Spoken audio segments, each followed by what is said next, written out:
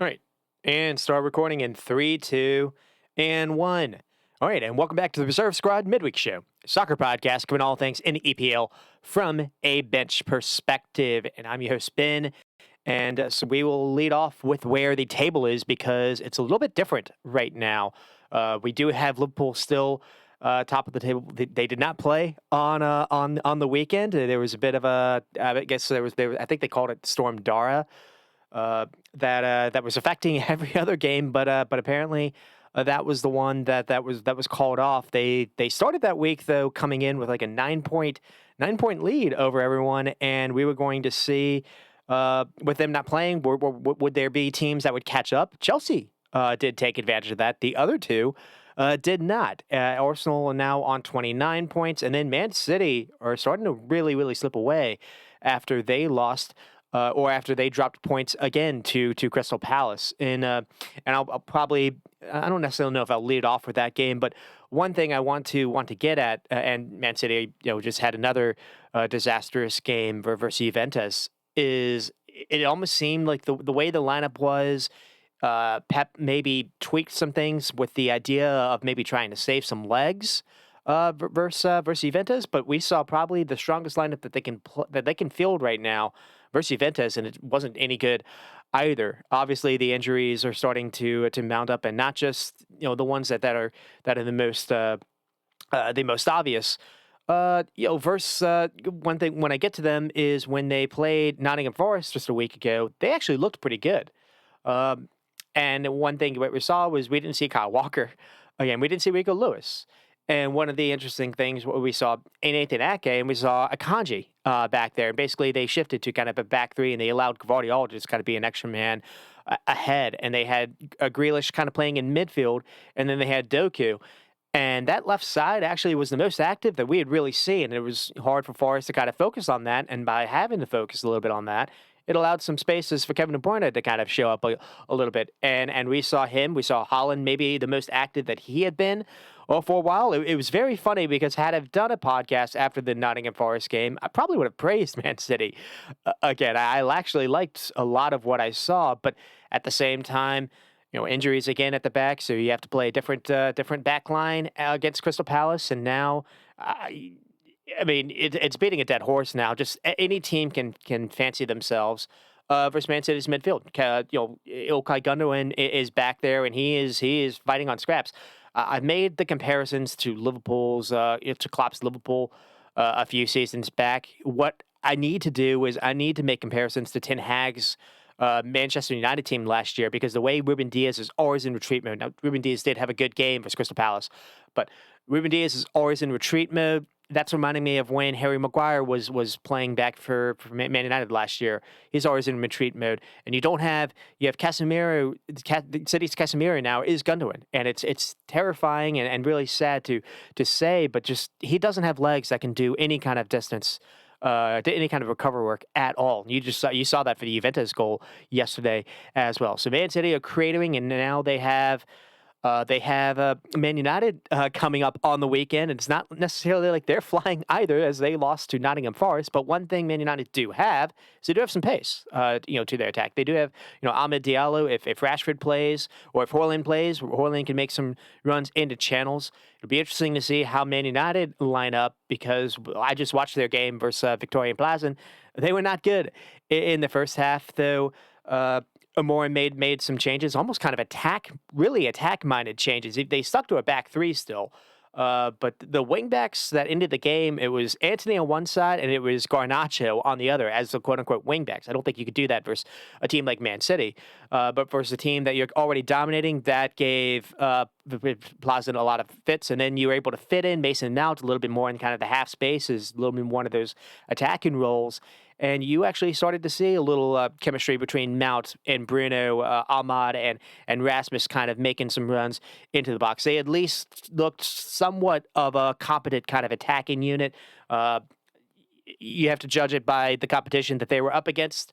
Still very poor at the back. Anana was very poor again as well. He was kind of the story in the Nottingham Forest game. And speaking of Nottingham Forest, they are now fifth. And they had coming off I thought they were pretty poor versus Man City. And they had been poor versus Arsenal. And before that, they were leading versus Newcastle, but that was kind of an even game, and then Newcastle kind of thumped them a little bit in the second half. So Nottingham Forest weren't really coming into like with the most form, coming into that United game, and it doesn't really matter, and it doesn't really matter with the form that had happened, prior, coming into this. They've been able, those 3 points got them to 25 now. They're only 2 points off Man City. And then you have Aston Villa. Aston Villa tied, so basically 5 and 6, so about the same. Then you have Brighton, Bournemouth, and Brentford all within a point or two as well, and that makes up your 10. And then Fulham is your 10 spot. That is your top 10 in the table on 23 points. And then so Man United, Tottenham, and Newcastle are on the outside looking in now. Now it's not like they're far away. Man United's on 19. Tottenham and Newcastle, I think, are on 20. But that is not something I think a lot of people would have expected. Certainly not me. And it can just, we're going to have a Christmas fixture period where games are going to come every 3 or 4 days, basically, for the next 12, and we are going to see this significantly change. It's going to be impossible to predict, but all it's going to take is just a run of 2 games or a bad run of form of 2 games. And you can go from being in 5th or 6th place to being outside the top 12, maybe 13th, the way that this is all grouped up together. I can't really recall anything like that. So, you could see someone easily go from being in top 5 comfortably, like Aston Villa, if they lose 2 games in a row. They could easily be in 13th the way that this is shaping up. And then the bottom half, or just like right now, the bottom 3 are Southampton is on 5, and then Ipswich and Wolves, I believe, are 9 and 10, or both are on 9. And then Crystal Palace, Everton, and Leicester are kind of on the outside. They're safe. There's nothing to, as far as ambition goes, but safety is all that matters, especially if you're Leicester that just got promoted. But it's not necessarily like that's comfortable safety, 13 and 14th points. So that is where we are in the table. Storylines in the midweek that I missed. Chelsea were enjoying themselves versus they mopped up Aston Villa, and then they joined themselves versus Southampton. Enzo Fernandez is balling for them. It looks like Caicedo has a little bit of a position change. We saw that actually a little bit versus Tottenham, where they're trying to fit him in almost like an inverted kind of right back role, but he can still kind of play in midfield a little bit for them, and that's how you can fit in Roman Lavia, Caicedo, and you can still fit in someone like an Enzo Fernandez, someone that's a little bit different, because that was one thing I noticed when Chelsea played Liverpool a few weeks back, was they didn't, or even versus Arsenal, is they didn't have an additional midfielder that could make some runs in the box, that could actually be a little bit more kind of forward minded. Everything was just way too reliant on Cole Palmer. Now that's changed. And you saw versus Tottenham. Tottenham really struggled with that, because basically it got to a point where the way the positions that Cole Palmer was taking, Bissouma had to basically decide between, do I mark Cole Palmer or do I mark Enzo Fernandez? And oftentimes he was kind of trying to do a little bit in between, which means not doing anyone. And it was really easy for Chelsea to actually find ways to pass through Tottenham's quote unquote press, where it was very easy for Enzo and Cole Palmer to get the ball in pockets where you also had either options out wide ahead of them, or you always had Jackson kind of making a run. And Chelsea have started to really find a groove. I haven't really been taking them seriously. Maybe I should, because they are now second, only 4 points off Liverpool, and they did give Liverpool a pretty hard game back then at Anfield. It was one of those where I kind of laughed about it, because the manager at the time, he bragged about dominating the ball, and the reason why I kind of say that is, they went into it kind of with a goofy kind of lineup, a goofy kind of approach, because from what I remember, the wings were basically kind of really isolated, and once Liverpool got the second goal, they were able to just defend in a block, and Chelsea weren't really able to cause much trouble. But they have been they've been sharks against the quote unquote minnows around them, and to not just to downplay them, but from where they were. Before, it would have been hard to really see them, taking this big a jump, Another thing too is they have midweek football in Conference League with all that traveling. I mean, they traveled like I think they said someone the equivalent of like I don't know, further than I think didn't they say Hawaii? I guess in the U.S. or maybe even somewhere further. They played somewhere very very far away, even in Europe today. And that travel gets to the legs. Apparently, it was like 9 degrees, so that's another thing too. But one thing that Enzo is able to do is because $1 billion has been spent on the squad, they can basically play two teams, and that's basically what they've been doing. So it's not necessarily like Cole Palmer his legs are getting overrun or the other or Jackson, for instance. And in some of those cases, beforehand, Enzo Fernandez was apparently one of their star players in some of those earlier Conference League matchups. And by Maresca seeing that, he actually promoted him into the actual starting 11. And Enzo Fernandez has come in ever since I think the Leicester game, and he has been a different player. I didn't do an episode where I talked about that Chelsea and Leicester game, but you started to see the maturation even then, where all of a sudden Enzo is trying to be an extra number into the box. He's timing things right. He's always been good on the ball, but now we're starting to actually see a little motor to him as well. And we'll see how much that can last. We'll see if that if maybe teams can actually still try to bully him a little bit. The way that they are playing Caicedo, it is interesting because anyone that's playing. Anyone that can attack basically on the channels as pacey attack can probably exploit that space. Tottenham were actually having some pretty good joy. At least in that first half because of that. And then I think Maresca even saw that too. He took Lavia off, moved Caicedo back into midfield. And the second half, it kind of changed a little bit. You had Gusto that was kind of staying a little back, and you didn't really have that space to exploit. And instead, or not Gusto. Yeah, I guess it was Gusto. And what they did with Cucurella is they moved Cucurella further forward. So it's always kind of a back three. And then it seems like they're kind of changing. They're finding ways to get additional midfielders or additional kind of players in a field that gives them overloads anywhere they want. But it doesn't really do anything without kind of runners ahead of them or any kind of joining runs. Basically, once you get into the box, and we're starting to see that with Chelsea. So. And a lot of that too is credit to Jackson. Jackson's not necessarily always scoring, though he did have a pretty good game. I think he scored a goal versus Leicester. Can't remember what he did versus Southampton. Maybe if it was in Cuckoo that started that game. But in the Spurs game, he doesn't score, but he's directly involved in a lot of the runs that they're doing. So. There's worth that saying as well. Madueke was a star man for Southampton, and we see Jadon Sancho for Spurs. So they have a very deep lineup that they can run as well. And then, I was going to say one of the storylines was Man City, bouncing back versus Nottingham Forest with Kevin De Bruyne, returning and being very good. Grealish playing in midfielder, Doku wide, Bernardo wide. It wasn't Bernardo Silva, forced into midfield, and it wasn't terrible. But then we saw something entirely different versus Crystal Palace with Kyle Walker, coming back into the squad. Rico Lewis back into the squad, and that played a story for them again. That's played a story really for all of for Man City's season this year. And the other thing too is Ederson's been kind of benched for a couple of these games. We saw him yesterday, and we saw why he's been benched because he was not necessarily great versus Juventus. So Man City but then again, Ortega didn't necessarily have the best game versus Crystal Palace. The shot that the first goal where Kyle Walker plays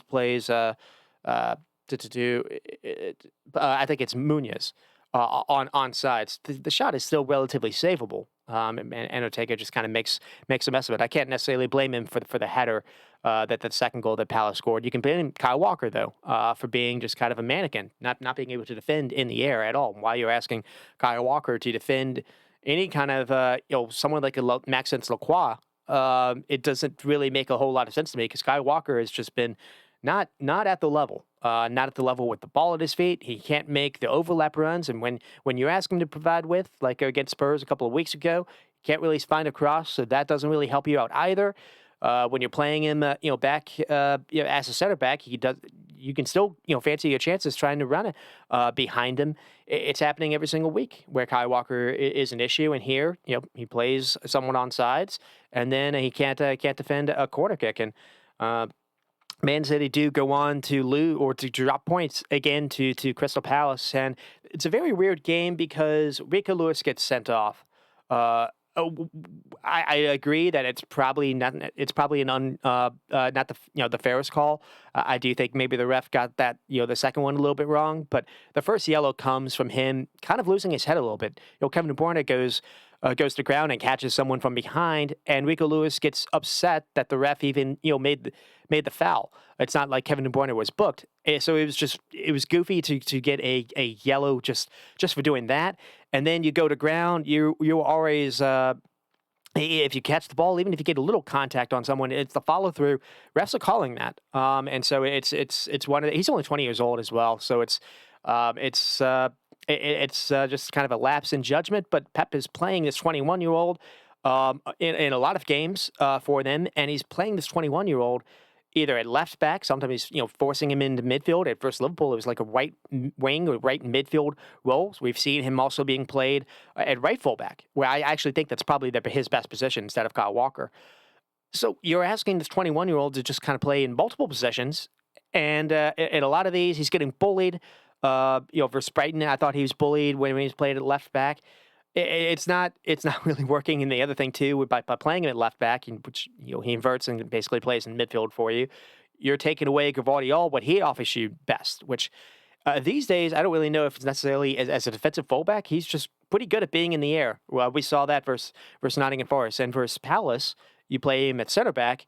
And he misses someone running behind him, and Palace were actually the shots were being I think 11-11, so relatively even in that sense too. It's not like Man City had like 30 shots and a team drew them. It was a relatively even game, and it could have been a lot more because Ruben Diaz had to make a number of really key blocks.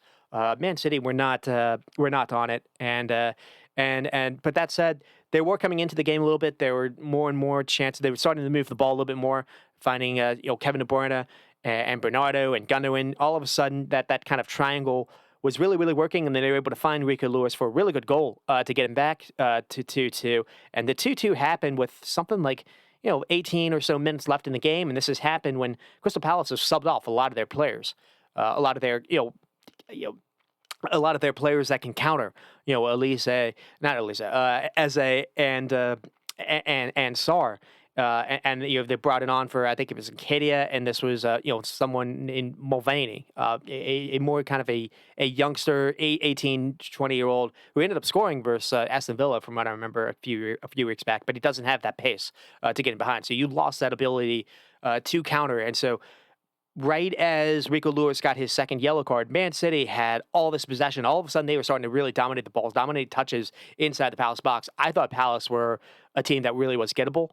And that yellow card just completely ended all that momentum. So it mounted there, and then we see what was happened yesterday with the Juventus game. I don't necessarily want to go into too much depth, but it was very weird the way that they were playing Rico Lewis because, and I guess they thought they could do it versus Juventus that didn't have a whole lot of pace in their attack. With Conceição, more kind of a ball to feet kind of player, with Yildiz as well. Maybe Vlahovic can make some runs in the channels, but for the most part, there wasn't really that threat in behind until we saw Tim Weah actually come on. U.S. Tim Weah and Weston McKennie, where that basically is where they get the second goal. It was almost basically a counter. But the way that they were using Rico Lewis was very weird because they were using him almost solely in midfield to kind of be a number to help him keep control of the ball. But by doing that, there was a whole lot of space to attack down that left channel, and it was risky. And the interesting thing about that Juventus game is there's a it's either Kevin De Bruyne or someone misplays a pass. Maybe it's Jeremy Doku trying to do a 1v1 and he loses the ball. But someone, maybe it's Gundogan, someone basically tries to close down and misses. There was a really good ball played in the middle of the field. And when that ball is played, or when the Juventus guy is able to get it in the middle of the field, there is no one in Man City within like 20 meters or 20 yards, whatever the announcer said. it is open space everywhere. There's no protection at all. And then it's just a very nice, ball over the top that again Kai Walker is playing Tim Weah on sides, and Tim Weah is able to go down the wing, and then he tries to cross. Rico Lewis is able to get back in position, and he blocks the first cross and just kind of gets lucky that Tim Weah is able to get a second one in, and then Weston McKinney just makes a run into the box that goes completely unmarked, and there you go. It just feels you can run at Man City in a way that again I can't recall in at least in recent memory, and that happened again. And so Man United are kind of a mess a little bit at the back as well, but they do have some pace in their attack, and we'll see how that Manchester derby is. Other notes to talk about. Arsenal continue to be a beast on set pieces, which saw that versus. We saw that versus. That was kind of like the main theme, I guess, of the Man United game, in a game that really wasn't that enjoyable. But Man United were actually, quite good for the most part of being stuck in defensively. So that's something that you can say because in the past you didn't really say that with Ten Hag teams. They didn't really offer much of a threat. Though Arsenal could have scored, they scored 2 goals. They could have scored 4 or 5. Actually, Man United were really poor defending these. But Arsenal have also become amazing at defending or at executing these, and we saw that actually in their goal versus Fulham. As they scored again, and Partey actually had a free header on another one where Arsenal could have just won on scoring on corner kicks. But the joke kind of coming into this was defend corner kicks. You can maybe beat Arsenal, or I guess take points off them. And that actually showed its head a little bit versus Fulham, and so we'll get into that coming up too. Another game to talk about was Liverpool did drop points versus Newcastle. It was one of those that I was worried about coming in after the Man City and after Real Madrid back to back, and you don't get any kind of reprieve. You got to go away to St. James Park. Newcastle played that game like they had Champions League aspirations on the line, basically. Like they couldn't. They had to win, basically. We saw a very energized Newcastle side where Joelinton was just kind of manhandling Liverpool in midfield. Bruno Guimaraes was very good as well, like always usually. But the main thing was just Anthony Gordon down that one side just was not basically unplayable, and Liverpool went into that game without. We were trying to rest Trent Alexander-Arnold. That kind of backfired a little bit. They tried to play with Kwanzaa at right back and Gomez. And this was a game this was the first game that you really saw Konate's presence missing daily. And it wasn't good. Newcastle scored the first goal with an unbelievable hit by Isak, but it was more than deserved. Newcastle were really, really all over them. It was quite a I guess worrisome game. I guess in some respects, at least the way that the 45 minutes played out. I was thinking at halftime, if it's 1-1, I'll be really happy. And then Liverpool just became amazing again in the second half. But bunch of slots, couple of slot tweaks that happened where. Trent Alexander-Arnold did eventually come on, but really, it starts with Salah. Again, Salah didn't necessarily score, but he takes people on, and he's able to find Curtis Jones, and Curtis Jones has a really good first-time hit to score. And then Trent Alexander-Arnold comes on, and just, Slobosly comes on, and all of a sudden that right side is just, playing just unbelievable quick triangles. The thing that I'm noticing is the hardest thing for a defender to do is when the ball moves really quickly. And finally the ball was moving at pace. Finally you had runs, and eventually the legs do tire, even if you are like a good physical side like Newcastle.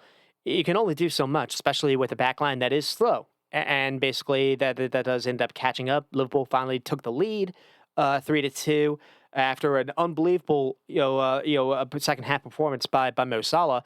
And then the one thing that I was talking about before last episode with Callum Kelleher coming in replacing Alisson, no one talking about it. Well, people started talking about it here because Kelleher did make an error for the third goal. But so there were a lot of positives though. It was one of those where they were not playing good in a half, and they were able to change it. It's one thing when you're playing okay and you're just missing chances. They weren't really creating chances. There was just nothing. So the idea that they were able to change that around was positive. The fact though is they're still very reliant on Mo Salah. Darwin Núñez as well have had maybe not the most not the best cameo or not the best game, because a couple of these where I don't necessarily want to say these were sitters. There was one where I think it's either Gakpo or Luis Diaz does a pretty good job to head something across from goal, and Nunez just kind of mistimes it.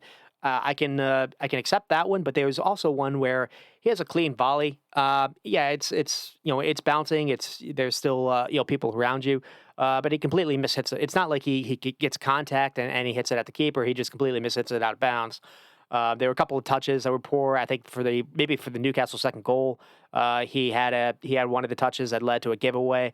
So Nunez didn't necessarily have his best game. Fans got on him a little bit online. I probably played a little of a role in that myself, being frustrated, and it is kind of unnerving because he's a player that again, he does so many things that you want to like, but the things that it's very repeatable with him. It's not. I'm not going to say he hasn't improved over the course of the time that he's been there, because he has. And he was very good versus Real Madrid. He came on and was a difference maker versus Chelsea, difference maker versus Arsenal. So it's not necessarily like he's been poor. He had that goal versus an important goal versus Aston Villa. Had that worldie versus I think it was Nottingham Forest. Again, very very pretty good versus pretty good for Real Madrid, like I mentioned as well. And it's just one of those where you don't really know where he necessarily fits. The slot, respect that a lot, or the slot kind of want to play someone like Luis Diaz in the middle instead. Would he prefer someone like that, someone that's maybe a little bit more kind of ball to feet than necessarily the kind of runs in behind? Because one thing we're seeing is we're not seeing him nearly as involved as we did last season. We're not seeing this kind of rock and roll chaotic football. We're seeing much more kind of controlled, where Liverpool move up a little bit slower. And they still do balls over the top, but the balls over the top are just kind of leave pressure. Then you kind of recycle a little bit when you get everyone pushed up. They're not necessarily able to find him nearly as much as with crosses. They're not using him nearly as much for build-up play. And he didn't start versus Man City. He didn't start. There was a game, I think it was versus Leverkusen, where it was Luis Diaz tried in that kind of 9 spot instead. There's starting to be some rumblings, and we were to start the season, it was Diego Jota that was actually Klopp's slot's number 9, and not Nunez. So it's kind of a a bit of a unnerving thing. I think I saw like a stat that said for the last 30 games he's only scored 3 or 4 goals, which that did not make sense to me. I couldn't believe that when I actually saw that. He's been involved in a lot of the goals, but just it's still lacking a little bit. And that is where Liverpool's fans, kind of are at. Aston Villa worked things out a little bit for Brentford after being on a little bit of a slide themselves, where Ollie Watkins were able to get behind Nathan Collins or Ethan Pennick. It just was really a contest. Like Ollie Watkins had a goal and assist in that game. And then we see on the weekend, Ollie Watkins gets arrested a little bit, and it's John Duran that plays instead. And John Duran, actually gets a start and continues his goal scoring form. And I think in the midweek in the Champions League, John Duran came on. A bit of I think Watkins tweaked something as well, so he comes on again as a sub, and again, comes in and has an unbelievable, hit where his ball striking is such there. I even if Ollie Watkins is healthy and fit, he's got to play. I don't know if you can fit Ollie Watkins in behind him. Maybe you do a 2 striker kind of partnership, or maybe you can use Ollie Watkins against tired legs. But I kind of think it's gotten to a point where Duran maybe should replace Watkins in the starting 11 if you're only going to play with 1 striker. It could be uncomfortable conversations there, but you can't ignore what he's doing, and you can't just ask him to come on as a bench sub. He offers you too much instead. In some other results, Everton was able to get off the get off the block, scoring four. I guess dusting off the cobwebs is what I had. Just getting four versus Gary O'Neill's Wolves. Wolves are kind of in limbo. As I mentioned as well, Everton not really far away, but finally getting able to score 4 goals here, and then thankfully Liverpool did not have to go against Everton and Sean Dyche's Everton in the rain, in the wind, with Kelleher, struggling a little bit on the set piece there. That game did feel like it was Yoko Gomez and or Kwanzaa versus in the air being bullied versus Calvert-Lewin. That or Beto. That game did not give me confidence. So I think I saw it scheduled back for January or February. So sometime where Konate maybe should be able to recover, and that'll help there. And then on Thursday, Ange Postecoglou played Bournemouth and lost. And that was a game that it was only, I think, 1-0. I think it's scored by one of their new signings in Dean Hoy. Is it Hudson? Hoydson? A center back that they got from Juventus. This guy looks an absolute gem. The few times that I have seen him, 6'5", can move, pretty good with the ball at his feet, can use left foot or right foot, and he was able to score off a corner kick. But the problem for me, or if you were a Spurs fan watching that game, was one, they made Tyler Adams look like prime Chelsea's Conte, and I'm not saying that in jest. And it's not even like Tyler Adams was good. I'll give him his flowers, but just the way that Tyler Adams was just able to, I think he can compete in something like 19 duels and was winning the ball back versus Basuma or Sarr or Madison, and just was an absolute terror in that midfield. And it got to a point where it wasn't just him, just that whole Bournemouth collective was pressing Spurs into mistake after mistake as they were trying to build out in the second half. And there was so many turnovers, high, in their own end, where Bournemouth, if they had some better finishing, that game they could have scored 4 in that second half. It was an onslaught, and so that's where we kind of start a little bit here. And we, like I said, we didn't have the Liverpool and Everton game, so I can kind of skip over that. And what we do have is we have Chelsea and Tottenham. And that's probably the one that I'll probably spend a little bit more time kind of being a little bit more in depth, because what happened doesn't really make a whole lot of sense. So we get the first 2 goals with Tottenham, Solanke and Kulusevski, both coming from the Cucurella slips. So it was going to be known as the Cucurella slip game, or the changing of the cleats game had that actually mattered. But the way that Chelsea came back, it basically didn't. And we're going to get into why. But we have the Cucurella slip, and then Brennan Johnson gets a pretty good cross. So good for him. Brennan Johnson, I think, forces the slip as well. He's a player that I've been slightly critical, because I feel like Kulusevski can maybe do a little bit better job on that side. Maybe Brennan Johnson come against tired legs a little bit more off the bench. But the way that the second half went, I think I can double down on that take, because I think they need Maddison to play. Maddison didn't necessarily have his best game against Bournemouth, but really no one did in the second half in this game. Tottenham could not, between Basuma and Sarr, it was a disaster show. And you actually, see that for the other goals that Chelsea scored. But the other thing that happened is, Tottenham had this 2-0 lead, and then first, Romero has to go down, and Romero was basically kind of pushed to play in this game. You understand him, Pochettino trying to play his best 11 in a big game versus Chelsea, big game at home. Romero, possibly, does something where I think they said he's going to be out for the next 8 or 6 weeks. So he had only just returned, and maybe he played a little bit too soon. And so Dragusin has to come on, and Dragusin, gets there's someone that makes a run, and maybe it's Enzo Fernandez, just makes a run ahead of him that kind of freezes him just for a second, where Sanchez is able to get the ball, able to kind of drive a little bit with it at the box, and it's an unbelievable hit. And it's not really something you can go at the second goalkeeper, Fraser Foster.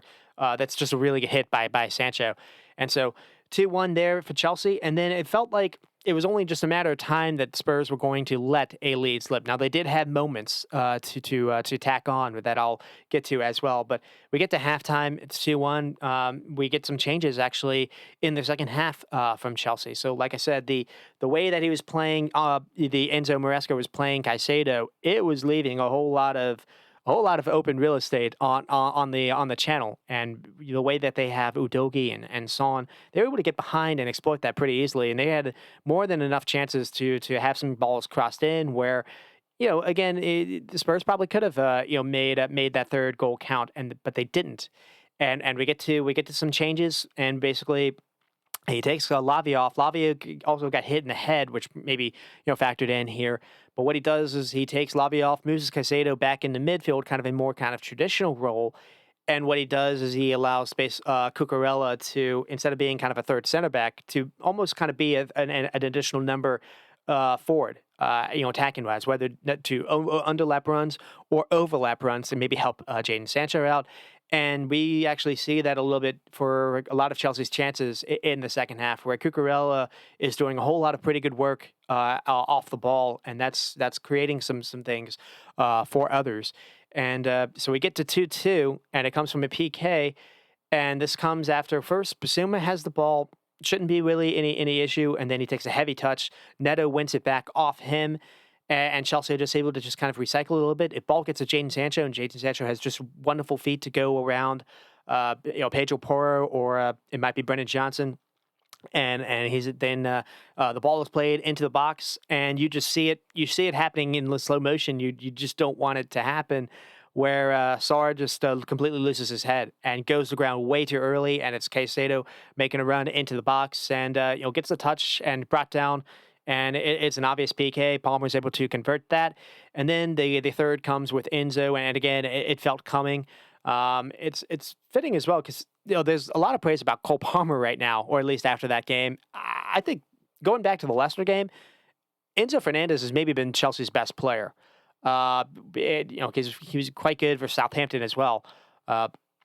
It's one of those where Cole Palmer gets the ball. He actually does a pretty good job to go past a couple of players that are around him on the touchline. So it's pretty good, ball retention there.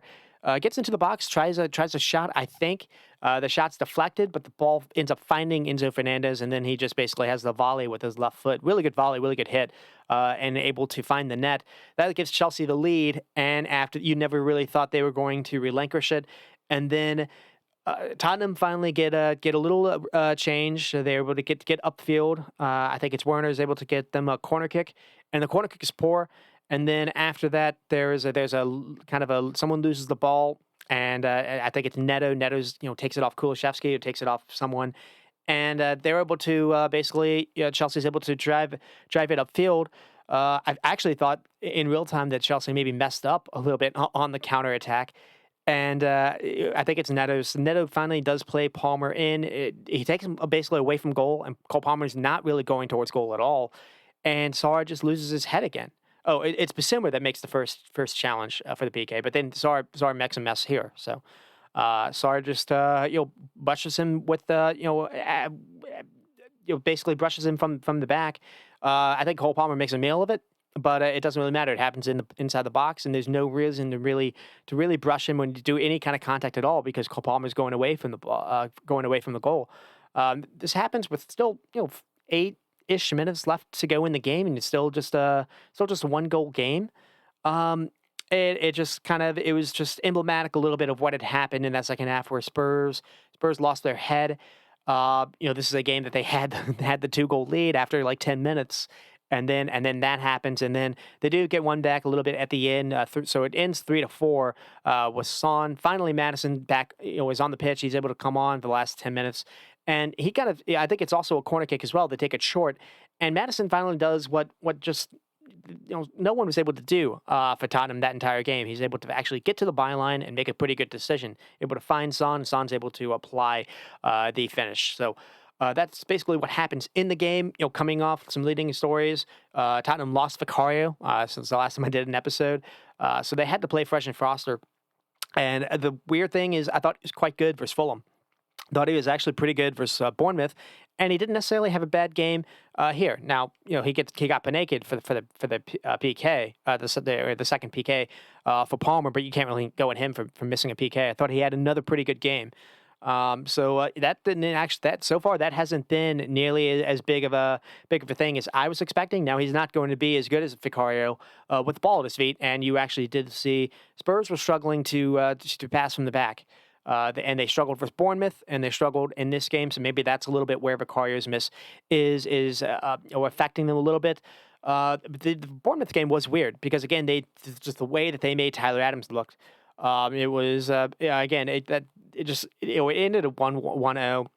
Solanke had a pretty bad miss in that game too, from what I remember early on. It didn't really come into the best form, and this is coming off the back of that Fulham game where you thought they had some momentum built up again after the Man City game, and I think they end up either losing or drawing versus AS Roma as well, and just they haven't really been able to get any momentum after that Man City game. And then looking back, maybe that's not really the best performance to highlight because everyone's kind of been taking a go at Man City, but and then Chelsea coming on as well. Uh, Again, they're in that weird spot because of the Conference League and the travel. But again, the squad is so big, it doesn't really affect them, and that's where having $1 billion to be able to build up the squad where you can bring on. You can bring on Madueke if you want. You can bring on Nkuku if you want. You can make a change where you bring on Gusto for someone like a Roman Lavia, and that midfield between Lavia, Caicedo, and Enzo was like $300 million basically between the three of them, maybe even more. So, or maybe it's like 200. Because I think Lavia was what 50 or 60, so maybe only 250. But only 250. But still, so there has been there can be some of that, but at the same time, the way that they have been able to kind of prove a little people wrong. People maybe would have expected this, later on down. But here we are going into December. It's not a fluke if you're in December where you are in the table, and Enzo Maresca has come in and and instilled some things. Yeah, I thought he did actually make some pretty good changes in the second half in this game. And so we have to expect it, and so I will. And so, getting off started with the lineup, we had Porro, Romero back, Van de Ven back, Udogie back. So Tottenham finally have your preferred back line. You have Basuma and Sarr. That's totally fine, I think, but maybe not. The more I'm kind of seeing it, and then you have Johnson, Kulusevski, and Son. So Kulusevski instead of Madison, and then you have Solanke. This is where I do think he messed up. I would play Kulusevski. Now you have to do some rotation. I understand. And Madison and Kulusevski both played versus Bournemouth, but. I would probably play my preferred 11. I think the one that maybe helps them the best is Kulusevski at right. I don't have to repeat myself, but Kulusevski instead of Johnson and Madison in that 10 role. And the main thing about Madison is Madison will do what I don't think Kulusevski does enough for them. Is Madison will drop and help when Mickey Van de Ven or Dogie or Brassard or someone needs an outlet to relieve pressure, because Madison is very, very good in early phase buildup, where I think Kulusevski is waiting to get the ball and he's not getting it. Also, Brendan Johnson doesn't really help when it comes to tracking runners, ahead of him. Where Kulusevski may be a little bit more kind of defensively sound, at least when played on the right. So those are just kind of some of my thoughts. Other than that, this is a team that is starting to underperform a little bit. You have to say that. Now losing Romero factored in. They also Mickey Van de Ven had to be subbed off. So the back line that ended this game is not what Spurs fans would want. But the more you're kind of watching this as well. Pedro Porro and Destiny Udogie are not the players that we saw last season for them. And they played a lot last season as well. Maybe teams are kind of a little bit more aware of what Tottenham want to do with their fullbacks. But they aren't able to. Pedro Porro is oftentimes not really helping out on the wing. Maybe sometimes he's still got a fullback role in defense. And I think teams can maybe go a little bit at Pedro Porro defensively. And I think teams are kind of exploiting a little bit where they're not really asking him to do a traditional fullback role where maybe he's doing an overlap, maybe he's offering you some width. Uh, it's not it's not or is they're trying to use him a little bit in midfield. And really, the weird thing about this game was both were playing their fullbacks kind of narrow. And there was both teams had spaces to exploit with their front players, with their wingers, and that was happening a lot too. Also, Solanke is very hit and miss now. There was a lot of stuff that he does that's good, and he also scores in this game. But he has a chance. I'll get to it later. I think it's towards the end of the first half where Chelsea make an absolute horrid of an error. I think it's just a poor pass by Badiashile or a poor pass by Sanchez, and Tottenham were able to get Solanke the ball in the box, and he just has a hard, or I think it's a cross into him, where Son or Dogi, someone has a ball into the box where Solanke just isn't able to collect it or isn't able to get the contact he wants, and that probably should have been a goal there. And it's just they're not able to get, you paid a lot of money for a striker to come in to get you 20 goals, and Solanke is missing some chances for them. Now he does score an unbelievable goal for the first one, so that's positive as well. He does a lot of help for them out of possession as well, a lot of pretty good link up. But they're missing that someone that they can rely on a little bit in the box. There was a moment versus Ipswich towards late where better first touch he might have been in. There was a moment versus Arsenal where something similar, where better kind of decision making in the box, maybe a quicker decision in the box instead of taking as many touches, maybe firing something in. There was a moment versus in the Bournemouth game as well, when Solanke was kind of too late to collect the ball, where he wasn't able to get his shooting boots right. So we're starting to see that kind of affect them too. And more and more you kind of watch Spurs when Son can be absolutely brilliant for them. They don't really have that kind of 1v1 kind of creator when a team is kind of set against them. They have to they have to create a lot of transition stuff for them to really get their attack going, in my opinion. So that is where Spurs are. And with Chelsea, we see something kind of weird too. As mentioned as well, you have Caicedo in the starting in at the fullback spot, but he didn't really play there. And then Badiashile, Colwell, and Cucurella. And what they did is it was Badiashile, Colwell, and Cucurella as the back three, with Caicedo basically shoved into midfield. And it was Caicedo, Lavia, and Enzo, kind of like the three. Or it was Caicedo and Lavia as the two, and then you saw Enzo stepping up, and it was Palmer, and you almost saw like a box four. And that box four, the first Tottenham's kind of two with Kulusevski, was outnumbering Spurs in a way that it was problematic, because the way that this works is Jackson is so good you can't really do Romero on him alone, and so usually it takes Pedro Porro staying back to kind of double up on the runs that Jackson's making, and so when that's happening, Porro is prevented from being able to step up on Enzo, and you get into a situation where I have Sarr and Basuma as kind of a two, with Kulusevski ahead of him. What it really was is it was Basuma alone. Kulusevski was up high, and Sarr was up high, and it seemed like Spurs were trying to mark Kulusevski and Sarr on Lavia and Caicedo, where it probably would have been better to keep him a little bit back, further back, and to actually try to mark Palmer and Enzo. Because once it was quite easy for Chelsea to play around Spurs' kind of front line of pressure, where they were able to get Palmer and Enzo the ball a lot, and they were also able to get Sancho and Neto the ball a lot, and it wasn't necessarily the best go of it. Spurs were able to score the two early goals, the two opening goals, but after like 30 minutes, you thought Chelsea are not only in this, they're absolutely dominating the game, and so that's kind of where we get started. We do have a couple chances for Spurs to make it three there. There's a Son chance with, again, Chelsea very sloppy to start the game. Caicedo lose the ball in midfield. Spurs can attack in that channel that Caicedo has left. They run Udogie and Son up there. I think Udogie gets the ball into the box, fires a shot wide. That's offsides. But then there's a Son chance in kind of the 20th minute where Son gets in behind. He maybe has a teammate, maybe it's Solanke. He goes instead, tries for the curler. That misses. The game changes, though, with Romero getting hurt, as I mentioned. You have the Sancho goal, so it makes it 2-3. There's a Palmer moment that actually could have made it 2-2 where Jackson got free, laid it off to Sancho, and then Sancho has a great cross in the box, finds Palmer. Palmer just kind of whiffs it. But the chance comes from Sancho running with the ball, bringing Porter with him. That leaves a space that Jackson runs into. So another kind of thing where Jackson's not necessarily scoring himself, but he's helping create for others. And Palmer had another chance where he had a pretty good shot. Fraser saves it, but spills it right to Neto. That could have been a mess of things, but Palmer is able to redeem himself with a pretty good save there. Then Caicedo has a pretty bad challenge on Sarr. You could argue this maybe would have changed the game as well because this maybe it was looked at. I'm not going to say this is a yellow card.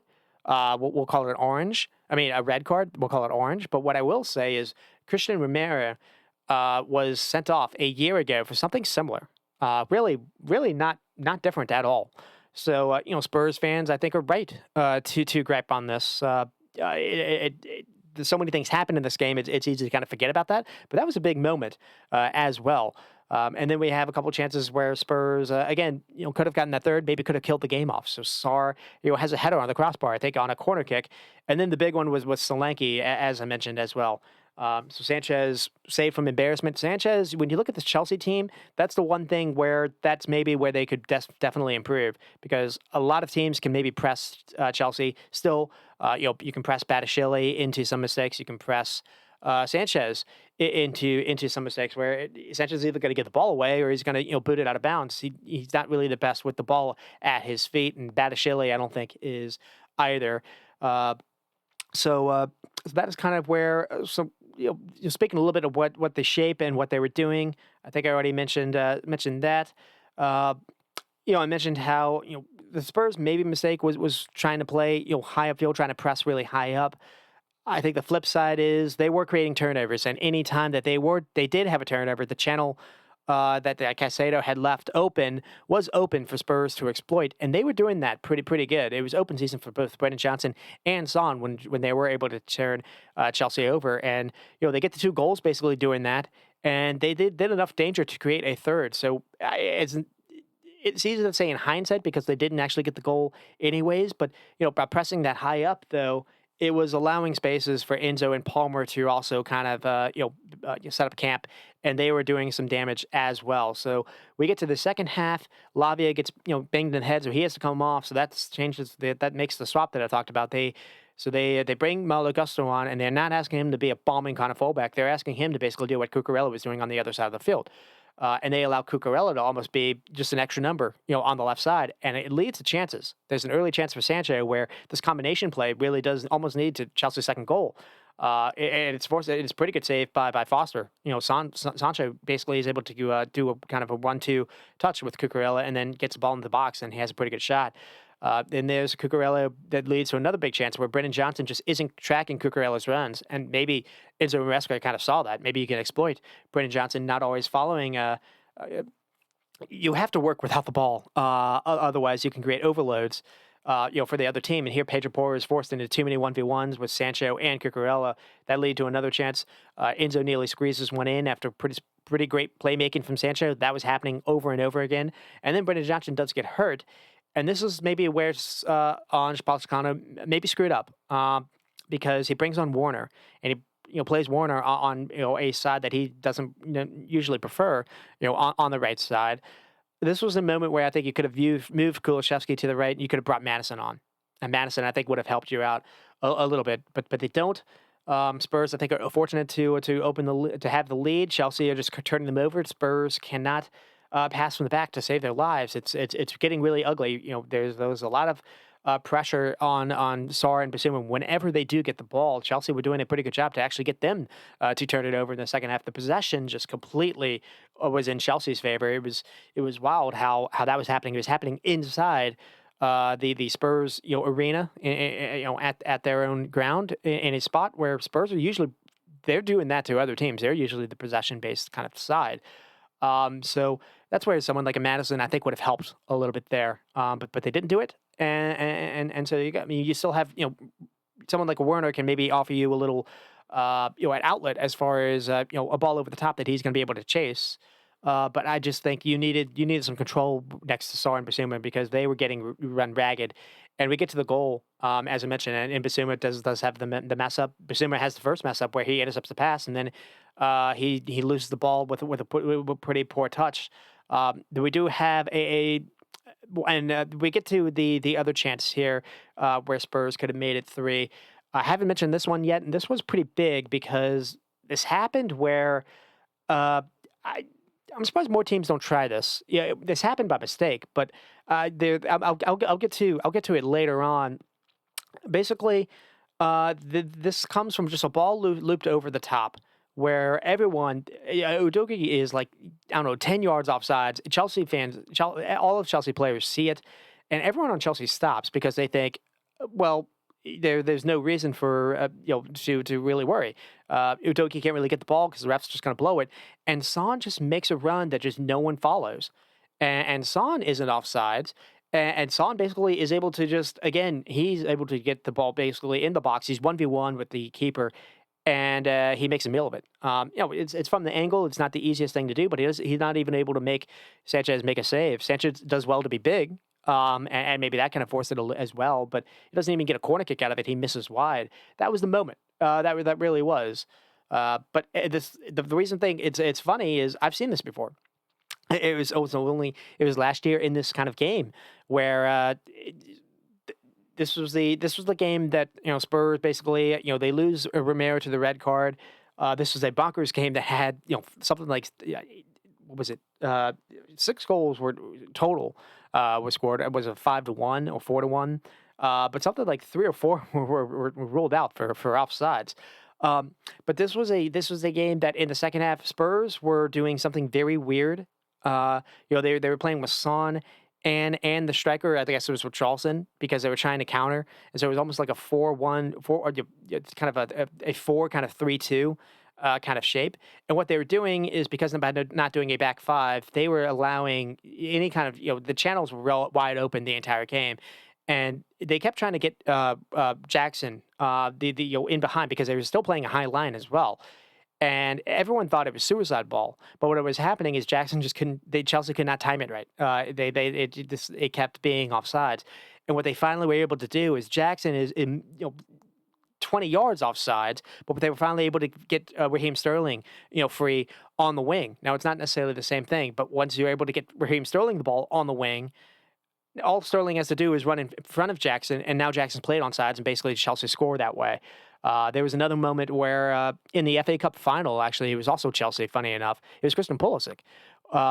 In that Liverpool game, there was a moment where a ball is just kind of played again. It's one of those 50-50 balls overhead. I forget who the ball was to. It might have even been Timo Werner at the time, but someone is completely offside. Liverpool stopped playing.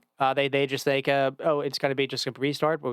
Restart with a free kick, and instead, Christian Pulisic is able to kind of make a run in behind that's not really tracked. He's on sides, and I think he even hit the goalpost. He nearly scored on that. So it's just kind of funny how that can sometimes still be a ploy, and it almost happened here. That really was the chance for Spurs to to get back into the game to make it 2-3. And who knows what happens after that? And instead, Chelsea make it 2-3, and Chelsea also make it 2-4. Thanks to the Sarr mistake. But again, that just came from Tottenham having a corner kick in the beginning as well. So that wasn't great. We did see some changes in the kind of 80th minute. We see Archie Gray come on. We see, because Van de Ven had to go off, we see Bergvall come on for Basuma, and we see Madison swapped for Kulusevski. So we did finally see Madison, but it was a swap with the player that I wasn't thinking. And then Spurs did make it 3-4 with the Madison chance. And then there was a moment when Werner did actually float a ball late into the box where Son just barely missed it. Who knows what would have happened? Maybe it could have been 4-4. But we get to the stats, and it's Tottenham with 38% possession, Chelsea 62, 6 big chances for Spurs. And Chelsea are going to give teams chances the way that they are using their fullbacks. It is very weird. But it doesn't really matter because Chelsea were able to make a change a little bit in the second half. Chelsea did end with 17 shots, 8 on target. That shows how good they can be as far as their attack goes. Tottenham with only 13 shots and 5. Tottenham did have 2.9 xG to Chelsea's 2.8, so relatively even game really. But of that 2.9, 1.47 in the first half. Chelsea's very weird though. Chelsea uh, had all that possession in that first half, but they only had I think it was 8 shots and then three on target. Only point 0.6 xG in the first half. Much better in the second half. And but again, also two of those were PKs in the second half as well. The thing that I want to touch on is the 263 passes, 83% for Tottenham. That's not orange ball.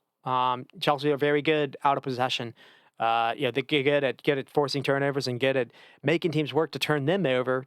Spurs were turning them over, but Tottenham were just not good with the ball at their feet. And for the most part, you lose Romero, who's probably your best on the ball kind of defender. So losing him definitely did factor in because Dragic is not nearly that same kind of player.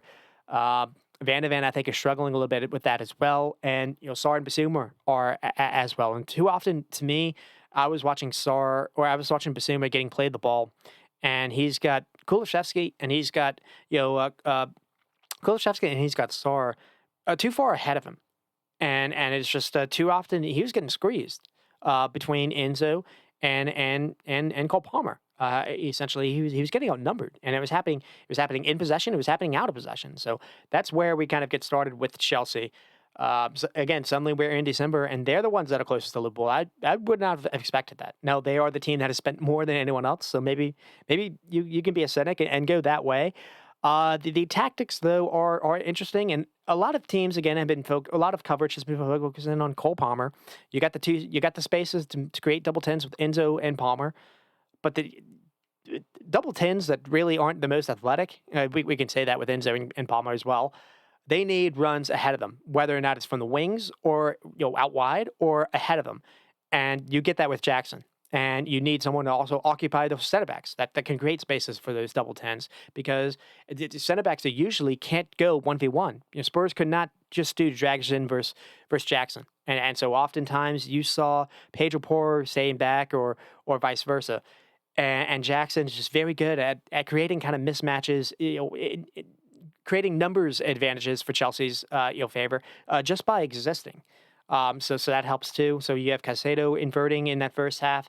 You pushed Enzo Fernandez a little further forward, and Caicedo and Lavia are quite good with their build-up. There were a couple of times where I thought, maybe Spurs thought we actually have Enzo and Cole Palmer kind of marked.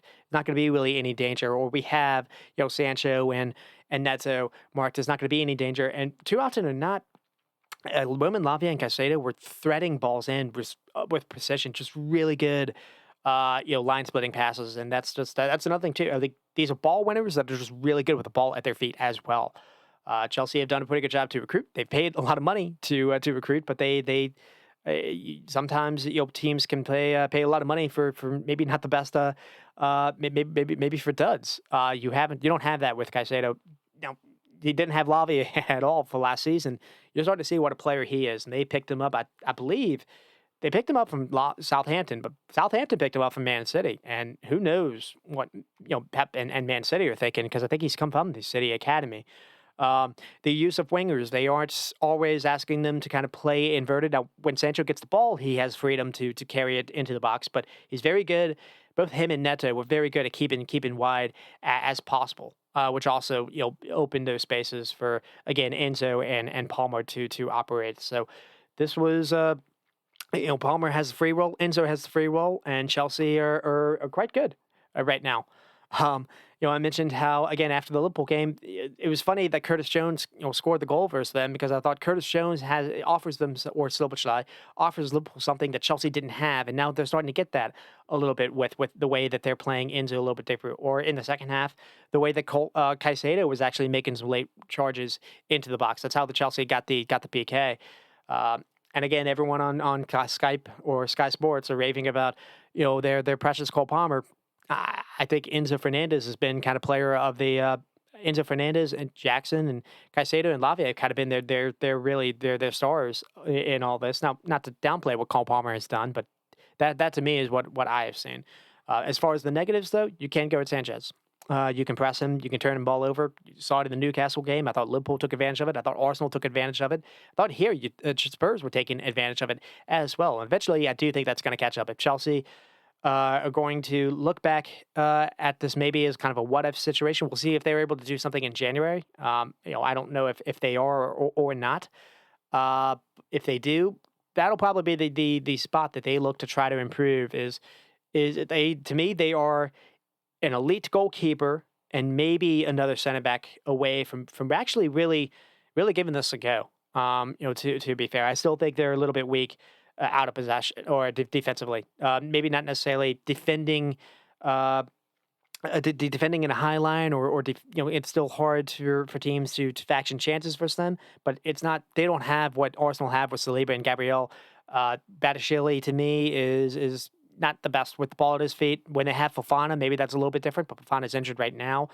Colwell, to me, can be very good with the ball at his feet, but you can also, Solanke's able to fool him with a run. I do think there have been times where Colwell's been beaten a little bit. In this game, Marco Corella was slipping, for fun. And I actually think he's a little bit better for them going forward than necessarily, being a defensive-minded fullback as well. So there are some spaces where there's still some gaps, but that's me kind of being a little bit of a hater. Right now, you have to give Chelsea their flowers, and then with Spurs, it is rough times for Pochettino and Ange. I've been one that's kind of been a little bit more of a believer, but the more I kind of see what he's running with, I don't really get it. Brennan Johnson again, not to always beat a dead horse, but I just think they got to get better out of possession. He's got to get better when it comes to tracking his numbers, his man. Because too often or not, Pedro Porro already kind of suspect defensively, in my opinion. He's being asked to do too many 2v1s for me. I think that's a nightmare for you. Sarr and Basuma losing their heads, that's not great. That's not really Pochettino's fault. But he's not really helping them out where he's not giving them a whole lot of options, especially when you only play in Kulusevski, who's kind of, he wants the ball played to him where he can kind of be, inventive. You've got to find a way to get the ball to him, though. When you're under pressure, that's not really the easiest thing to do. You're not, and Sarr is playing too far ahead of Basuma, in my opinion. Too often, it's just kind of, there's one in that little pivot. I think you could help out having a second person there or someone else to drop in and help. So I think they're struggling a little bit there. Again, Udogie and Porro don't look the same players as well. So that is kind of where we are. And again, the interesting thing with Bournemouth as well is in that game it was Son that was rested and Brendan Johnson was played on the left, and that didn't work out either. So in this game, Timo Werner gets, Brendan Johnson maybe picks up a knock, and it's Werner that comes on, and he's played on the right side. And again, that didn't necessarily seem to work that much either. So Spurs in a very precarious kind of situation. I don't think if they get rid of Pochettino, I think they would regret it, but at the same time, it's getting to a point where things are awkward. There doesn't seem to be a whole lot of groundswell support, at least online, at least from what I'm seeing, and it kind of sticks back a little bit to that Man City game towards the end of the year last season. I don't always want to harp on that, but where Pochettino said he wanted to win, he wanted to beat Man City, even though they didn't have any hope of getting Champions League. It was all just kind of about pride in that kind of sense. But the Spurs fans were wanted that game to lose because they didn't want to hand Arsenal the title, and it's just one of those kind of weird kind of dynamics. And I think that's kind of created a little bit of some friction there. And they've started the season here, where the business that they did in the summertime, they brought in Solanke. They finally brought in a kind of a striker that had gotten 20 goals basically in last season. Actually, it was the Solanke derby versus Bournemouth. Solanke returning to Bournemouth, but he hasn't really worked out, and so that's kind of unfortunate. I don't really know if that's necessarily Pochettino's fault, but that hasn't necessarily worked out. But when Son can't be special for them, they don't have anyone else that can come in. Now they tried to bring in Wilson Odegaard of Burnley, and I think he did his knee or had some kind of he has some kind of injury issue now where his season might even be done. So that's not really their fault either. But you're starting to see how scant they are a little bit. They have this kid Mikey Moore, that is playing a lot of games for them, and maybe they're going to have to rely on him a little bit more than maybe they want to. They tried him versus Crystal Palace. That didn't really work out, but that can be one of those where someone just has to maybe grow into things a little bit. The other thing I thought is the season's written off. Why not? You're still alive in the cup games, but why not? This could be a time to maybe try a little bit more with Archie Gray and is it Bergvall? Bergvall, the other midfielder they brought in. Why not see what they have? Maybe try them, together in a midfield pivot, or try Archie Gray. When Archie Gray has been played, he's been played almost like a right back, and they try to invert him. It doesn't really work out that nearly as much to me. Maybe you can try him at center back instead. Or you can try him in midfield. And what he can do is he can get the ball and he can turn, and he's a little bit better with the ball at his feet. And I would personally like to see Pedro Porro played wider than what we've seen. Make him bombing, make him do some crosses instead of the way that we've been doing. That when you play, someone like a Kulusevski or maybe even a Timo Werner, maybe it would be Kulusevski because Werner is right-footed. That when they cut in, because they're always going to cut in, it's going to always be predictable. You can give them an overlap, and that makes it a little bit, a little more dangerous. So that's kind of my thoughts on there. So we've got, Chelsea doing well, and Liverpool not playing to catch up to them. How do the other teams play instead? We have Crystal Palace and Man City. Not going to talk nearly as much about the game. I'll do just not nearly as much in depth as the Chelsea and Tottenham game, because I do want to try to get to everyone. Usually I kind of miss, but I will talk a little bit what happens, kind of in the after. So we'll see how this goes. So we get to 2-2. It is Munoz and Holland, then Lacroix with the header of a corner kick that was entirely Man City's fault as well. I think it's Bernardo Silva has a terrible giveaway.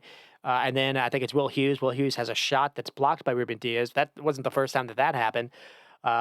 Ruben Diaz had a number of blocks in this game. That went for a corner kick, and then just Kyle Walker anyone can't mark Maxence Lacroix. Make it 2-1. And then Rico Lewis were actually with a pretty good goal. But he had a very, very weird game where I think he was like targeted in some respects, but and when I say targeted, they were waiting for him to get the ball, and then they were basically suffocating him and pushing him off the ball and allowing Sarr or whoever to get some runs, Sarr and Munoz to get some runs basically down his side, and it was counter City basically the entire game, and Man City again were vulnerable on the counter. Gvardiol did not really enjoy Sarr kind of, for some free runs. They didn't like, Munoz making some runs up the channel from the wingback spot. And they were getting outdueled in midfield with Mateta, coming back and winning some headers, winning some duels. Eze and Mateta connecting well. Funny enough, Will Hughes, played in midfield was kind of running the show as well, and so you did not get what maybe you would have expected from Man City if you had watched the Nottingham Forest game. We got something a little bit different. So to get started, we have Walker, Diaz, Gvardiol, and Rico Lewis tried at left back, but he was really forced in midfield, kind of inverted. So it was really Walker, Diaz, and Gvardiol kind of as the three. Then you have Bernardo Silva and Gundogan, so you don't have Bernardo tried on the right anymore. You have Savio instead, and you have Kevin De Bruyne, and then you have Nunez. So Doku was rested, and Grealish was as well. And then you have Holland, so it was different. But we saw was Nottingham Forest, which is how Ake and Akanji played in that back line instead, and both of them picked up another injury. And that's kind of been, City's kind of MO. Once, they got Stones back for Spurs, and they can't play him again as well. That's just kind of been the part of the storyline as well. And then with Crystal Palace, we see Chalobah, we see Maxence Lacroix, and Mark Guéhi. And when I look at that back three, I'm seeing three that can play really high up, that can be aggressive, that can win you to some duels. Maybe that I don't really know how Lacroix is with the ball at his feet, but Chalobah is quite good, as is Guéhi. And then you have it's either Decore or Jefferson Lerma, I forget, with Will Hughes in that midfield, and then you have Munoz, Sarr, and Eze, kind of like the double tens, as you can say, or just that the two kind of the attackers with Mateta, and you have Mitchell as the other wing back. So we're starting to see Mateta in the 11 every week now. We're starting to see him kind of helping out. Starting to get a little form. He doesn't necessarily score, but again, it's the other work that he does that creates for others.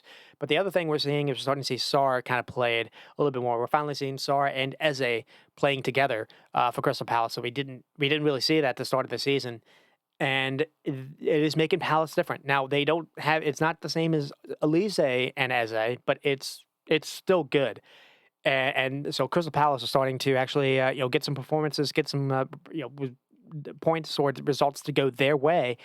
And this probably was the best game for them to just kind of make a statement that they're still going to be around. I think they are going to avoid relegation and maybe go up the table. Maybe that might be a little bit too far, but I think Glasner's got things under control after starting a little bit weird. Now they're going to need to avoid injuries as well, but that back three is quite good potentially. And the one thing I'm looking at is it's not featuring Chris Richards, so I don't know where Chris Richards is going to have a spot in the team outside of maybe some rotation here and there. But that back three is quite good. And we definitely saw it here. Holland scores, but for the most part, they did a pretty good job on keeping Holland quiet. Uh, but we get to the first goal. The first goal comes with Palace uh, just being really, really strong. I think it's they win the ball off Gundogan. Gundogan kind of gets the ball on the touchline.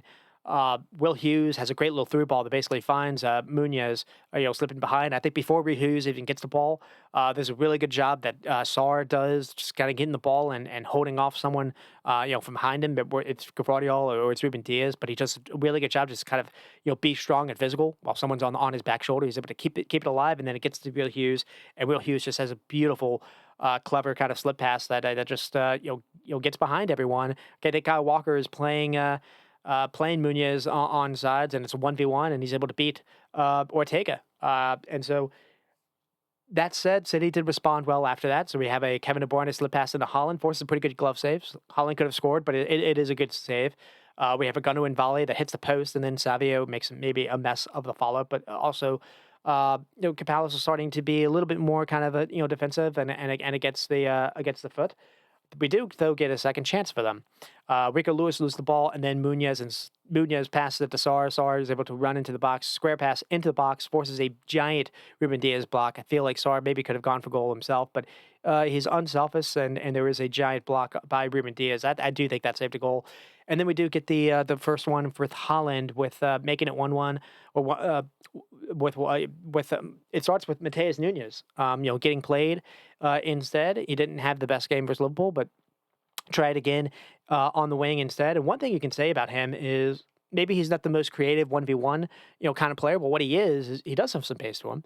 And he does look to actually get some crosses off. We saw that in the Champions League game a couple of weeks ago as well. And he gets played here, and he has a great cross into the box to Holland, back post, and Holland just makes Mark Gahey look really small in the air. But the funny thing about that is, finally, someone other than Kevin De Bruyne is looking to play Holland the ball in the box, because City sometimes just don't cross it. They move it side to side. It's very slow.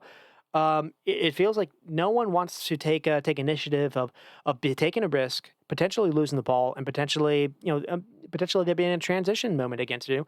And maybe Pep's kind of instilled that a little bit in their head. A lot of these players, to me, do play a little bit fearful. And you've got someone like Holland again. Just give him a chance, and he's going to, if nothing else, it's going to be hard to defend against that. And maybe you can win a second ball in the box and have some ugly goals that way. But it's very weird how we don't see that nearly enough. And then there was a second block by Diaz before halftime, and so we get to the second half. And Palace do get the second goal with Maxence Lacroix. Again, Kyle Walker bullied in the air. And it comes from Man City making a mess of it with Bernardo Silva in the beginning of that. And then we do get to 2-2, and it's a great ball by Kevin De Bruyne. Finally, City are moving the ball quickly. Bernardo Silva has just like a one-touch hit to play in Rico Lewis. Rico Lewis kind of outside the box, and Rico Lewis has a wonderful placement shot. but he had some some good and some bad in this game. This was part of the good, but he had a very kind of headliney game, I guess we can say. He was the star of the game. And then we have another chance where Bernardo Silva's played the ball into the box, doesn't go for goal, which is kind of weird to me, but he does still a pretty good job to square to Savinho instead. And Savinho has his effort blocked, and it's just enough where Henderson can get a glove on it. But here, Man City are starting to create chance after chance. And it does feel like Palace have are kind of just living on their legs, their last legs. But then Rico Lewis does pick up the second yellow card and gets sent off. Man City go back to 10 men, and that does change things significantly because again Palace had taken off Eze and Sarr for Nketiah and Mulvaney. They lost the ability to counterattack after that, and so because when you're under pressure and whatnot, you need to be able to play a ball long, essentially, and they just weren't able to nearly do that. And then towards the end, they did have a late corner kick to maybe win the game, you would think, but it's a poor delivery. I think Doku then wins the ball off, maybe it's Will Hughes or someone else, and he's got a 1v1 with Maxence Lacroix, and he's also got Holland about to join him. This could potentially actually be a chance where City are actually going to win it very late, and then the ref kind of blows the whistle to kill the game. So Pep didn't like that either. But the stats were weird. It was 12 shots for Palace, 12 shots for Man City. 4 are on target for City, and then 3 on target for Palace.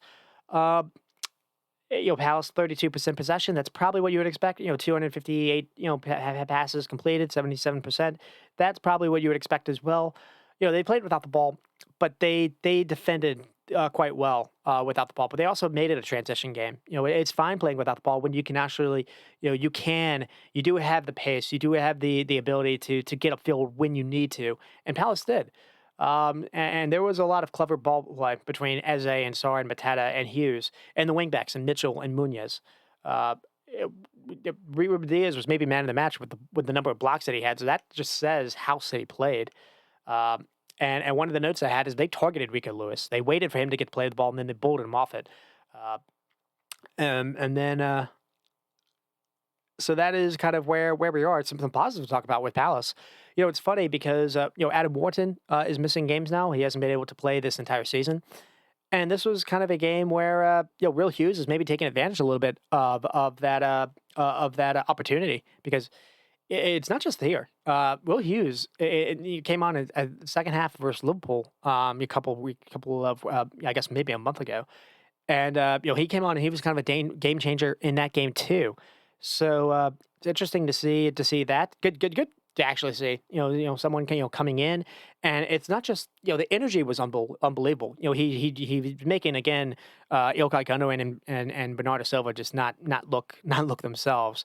But the other thing he was doing is he's got some cleverness to him. He was doing some feints. He was doing some rolls, clever slip passes, and it wasn't just energy for energy's sake. He was showing he can play some football as well. So really good by Will Hughes there. And again just it's good for Palace to celebrate. It's only a draw, but they earned that draw. And it's good for Oliver Glasnow because we only a couple of weeks ago, maybe going into October, where Palace I think were at the bottom of the table, and Glasner has been able to get that shipped around. So good on Glasner and good on Crystal Palace and Man City. Again, don't want to spend the entire rest of the episode speaking on them because I did it last one. They're bullied in duels, but can't handle Palace on transitions, couldn't handle Juventus on transitions. Pep not having defenders that can engage high, that hurts because when Ruben Diaz, first thought he has is he wants to run back, he wants to play like Harry Maguire now. Now, Ruben Diaz is a little bit better as far as, defensively and, engaging in the box, and, he's still a little bit better with the ball at his feet, but it is starting to be weird how Ruben Diaz is aging a little bit, in my opinion. He doesn't have the legs to play high, and he doesn't have help playing high. Playing Gvardiol the way they're playing him is weird as well. He looks kind of lost. He's maybe just getting used to kind of playing in a two. He's played in a back three before, but he is tall. I think he's 6'2" or 6'3", but he doesn't look comfortable at all as well. And he was kind of bullied, not necessarily bullied, but he was just kind of he was ball chasing essentially. He wasn't anticipating. So that hasn't really worked out. When they get the ball in the final third, everything is slow with them. And again, you have Holland. You should play him some balls to chase, if nothing else. And it's just, we saw that a little bit in the Juventus game as well. Just they're not they're not taking advantage of what they should. Uh, they rested Doku, they rested Grealish, played him in the Juventus game, and that isn't necessarily the fix that I was thinking it would be, because Jeremy Doku, uh, he can get by his man, but oftentimes he's always looking down. He's not looking up, and that can be a problem because you're probably seeing why Jeremy Doku doesn't have the number of assists that you think he would, because he's so good at beating his man 1v1. But when he does, he has his head down and he's just kicking the ball into the box just to do it. He doesn't really have an idea behind it, and they're struggling in that way. At least for Crystal Palace, when Grealish can play, Grealish can actually get a cross off, but Grealish doesn't ever beat his man. So that doesn't really help out. You can maybe get that with Bernardo Silva on the right side. They tried Savinho here. Savinho wasn't able to take anyone on either. And it's different. It's different than what we're used to seeing. And also, Ortega played over Ederson. I thought Pep was overthinking that, but actually, that ended up Ederson had a poor game versus Juventus, so maybe not. Um, so I mean, that's just where Man City are. And then you look up, and we have Man United now for the Manchester derby. And this is going to be the first time where both teams are coming into this with such bad form. Now, Man United did win earlier today. Uh, United have to at least like their chances, like their odds. They were able to beat Man City in the FA Cup game last year, but it's come out that basically City played that game drunk. At least that's what some journalists have said. So a couple players have admitted to. So because they just won the league, the week before. Uh, it's a weird time, and you look at the way that they're playing now. Maybe they can get Kovacic. I think they said Kovacic is close to returning, so maybe that can help them out a little bit here. Otherwise, I don't really know what you can do. I think you can maybe suck it up and just actually play the kid Simpson. Play Ruben Diaz as Simpson as kind of your center back too, and then you can play either Rico Lewis. I would play Rico Lewis, so not Kyle Walker, just in general. And then you can play Gvardiol in more kind of the fullback kind of spot. And at least there you would have a little bit more cover, in my opinion. Now Simpson's still raw as a kid, but he at least has legs. You can help with Ruben Diaz, in my opinion. And then if you get Kovacic back, you can play Kovacic and Gundogan maybe together instead of what they're trying to do. But obviously, not having Rodri is made a whole lot of other issues that they had prior to that really show up. Another name I'm not saying is Phil Foden. And I've already talked about City, ad nauseum the last couple of episodes, so don't have to do that again. We'll see what they offer in that Manchester derby.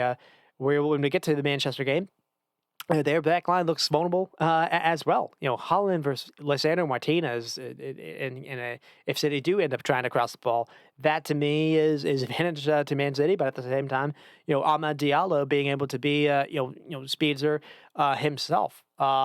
He could probably fancy his chances to do something as well. So that game is going to be it'll be interesting to see how Man United line up. Not necessarily Pep, and it'll be the first time I actually feel like saying that, because what we saw in the Nottingham Forest game was we saw Ahmad on the right. It's kind of what we had seen before. We saw Ahmad on the right and Dallo at the left wing back spot. And the way you play this back three, and you don't really have center backs that can really help you out that much. The wing backs have to be everything. That's where the system really is kind of gets its magic. And Dallo is can supply some balls into the air, but really maybe gettable a little bit defensively. And I feel like he's a little bit more comfortable playing on the right side. And then Amad Diallo is, I feel like he's left-footed, and you're asking him to actually offer you some width, playing on the right back side. And we actually saw in the after in the second half of the Plazen game, it was Garnacho played on the wing back as well as Anthony, and you actually saw at least some flair. You saw the ability to actually get by their man and actually create some numbers in your advantage in the box. I don't think you can do that versus Man City, but at the same time, maybe you can if Ruben Amorim does decide to go that route. maybe he can create some problems. But if you do that, you're playing guys that usually aren't really defensively. Usually that can harm you as well. It's a moment when I can't really make a prediction for that. I feel like beforehand I would have predicted Holland bag 2 or 3 goals, but he's kind of lost for confidence and they're not really able to find him. That said, it's still Holland, it's still Kevin De Bruyne. So who knows? I am kind of hedging there. And then we get to Arsenal and Fulham. And this game is not much to talk about, so I won't. Raul Jimenez, who loves playing against Arsenal, scores, and then Saliba. After I made a joke right before this, I was like, "It looks like Fulham can create some, defend some corner kicks." So no more magic. And then Saliba literally scores right after that, where uh, Arsenal kind of did a little something cheeky. They went back post where Havertz is able to head it back towards goal, where Saliba is able to knock one in, where I think Robbins is kind of playing him on sides. And then Arsenal don't really create anything after that outside of towards the very end where they're finally able to swing the ball out to Martinelli. They were trying to attack down Saka's side. They never really attacked down the left the entire game. And then they finally were able to get it to Martinelli. Martinelli had just come on for Trossard. And Martinelli was able to actually have a pretty good ball into the back post where Saka it was the first time that Robinson had basically missed tracking Saka, and Saka scores. You make it 2-1. It's like 5 minutes to go in the game. Arsenal think they've won it, and instead it's called off for a very marginal offsides call. I can't say anything because I don't want to be a hypocrite. My stance is if I can't tell if it's offsides by the naked eye, I think it should count. Maybe it is just a fraction off. And if it is a fraction off, there's a moment where Harry Wilson just does enough to just kind of he skips forward almost essentially. He recognizes something's about to happen and he skips forward, and just by doing that, having that awareness, that saves a goal essentially. Otherwise, it would have counted. And so Arsenal Fulham only lead to lead to drop points. So Arsenal also lead to drop points, and it comes against a club that while Jimenez loves playing against Arsenal because he remembers. I'm making a joke about it, but he had his brain or his head collapsed in after I think it was David Luiz. Back this was like 4 years ago, where he fractured his skull. It was really ugly. It was like really, really, it was a bloody, bloody nightmare of a mess. And it's taken him like 3 or 4 years of his career to basically recover from that. He still, I think, has to wear kind of a patch a little bit when he even plays. But he played against Arsenal last year, scored against them as well, and then he scores a pretty good goal here, where Fulham only created like one chance the entire game, and he was able to beat David Raya from the corner. People are going to get David Raya for maybe not saving this, but it's a really good hit, and it's a good run, and it's good passes to play. Like Fulham have the ball for like 20 passes, and then it gets to Kenny Tete. Kenny Tete has an unbelievable kind of through ball to play in. I think it's behind Kilwar. So that's where Fulham, have their joy. And after that, Fulham just played unbelievably well, organized and defending. They defended the wings brilliantly with Tete on Trossard or whoever, and Anthony Robinson on Saka. And I think when you look at what Arteta went with, that's where this became a problem. The other thing I didn't mention is other players that maybe had reasons to be at Arsenal. Smith Rowe, Alex Iwobi, Alex Iwobi had another pretty good game for Fulham as well. And then Reece Nelson, who didn't even feature in this game. Arsenal have decided to actually help Fulham out with a couple of former players, and Iwobi certainly being one of those. But we get to Arsenal's lineup, and this is where you can maybe see where Arteta, I don't want to say overthought things, but maybe it wasn't as inventive or aggressive as maybe he should have been. And what I mean by that is we see Thomas Partey try to right back, and then Saliba. No Gabriel, still recovering from that concussion that he got from West Ham. So we see Kilwar, played instead, and we see Timber tried at left back, and Timber can play there. But he doesn't have any kind of left foot to save his life, and he's not able to help Trossard in any kind of overlap run or any kind of help essentially. So that allows Tete to just just follow Trossard, and it's not going to really be an issue. Essentially, you don't have to worry about being hit with a 2v1. And then on the red side, we have Thomas Partey. Thomas Partey is not going to do anything to help Saka out. Now you have Odegaard that can maybe do that, but for the most part, Robinson just could focus on Saka, and that was kind of it. And we basically see with Fulham went with Tete, Diep, Bassey, Robinson, Sasa Lukic, and Sandenberger.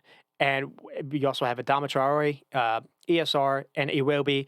And you saw Iwobi kind of running backwards to help out defensively. You saw Sandenberger kind of helping out.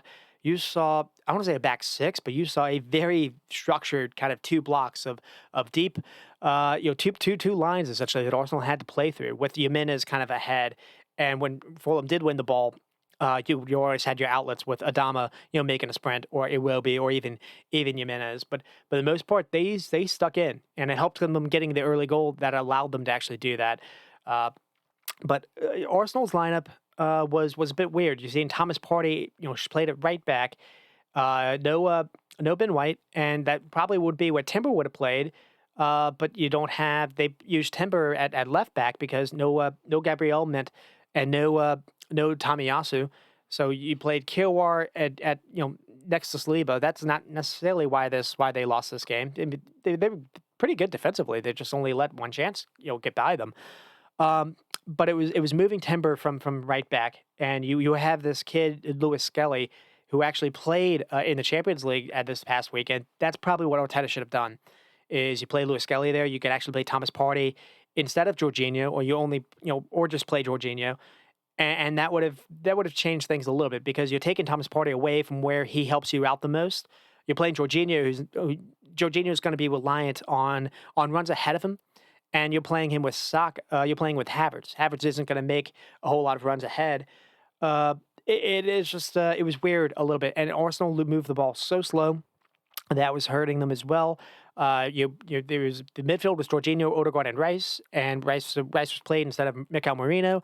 And Rice, when he's not played, and that deeper kind of role, when you're asked to when he's asked to offer you help in possession to help you actually create, he can't really. I don't want to say he can't do that, but he's not really the best at doing that. He doesn't have the instinctual awareness, in my opinion, when he does get the ball kind of near the box. He can shoot, and maybe he can do a pass here and there, but it's not the most helpful, in my opinion. So I think that hurt them as well. And then Havertz, when he's not, given played crosses, his touch is heavy into the box. There was a couple times when Odegaard or Saka was able to find him, and his touch was heavy, and then he had a shot that was just was off. This was a moment when Arsenal's attack really did die, and I think a lot of that happened with the lineup that Arteta picked. So not having Zinchenko, which was tried versus Manchester United, he picked up an injury again, and not having Calafiore hurt significantly. And then the other thing too is this is a moment when you got a team that is this dominant, and you just need clever movement in the box in really tight spaces. I think Jesus helps them more than Havertz. But that said, Jesus was tried yesterday in the Champions League game. Apparently, didn't have his best game. So I can't. I don't really know. They went into this whole season without needing a striker. That they chose to get Calafiore in. Calafiore's been a good buy, but he's hurt now for them, and chose to get Mikel Merino in. Mikel Merino to me has actually been pretty good for them when he's played.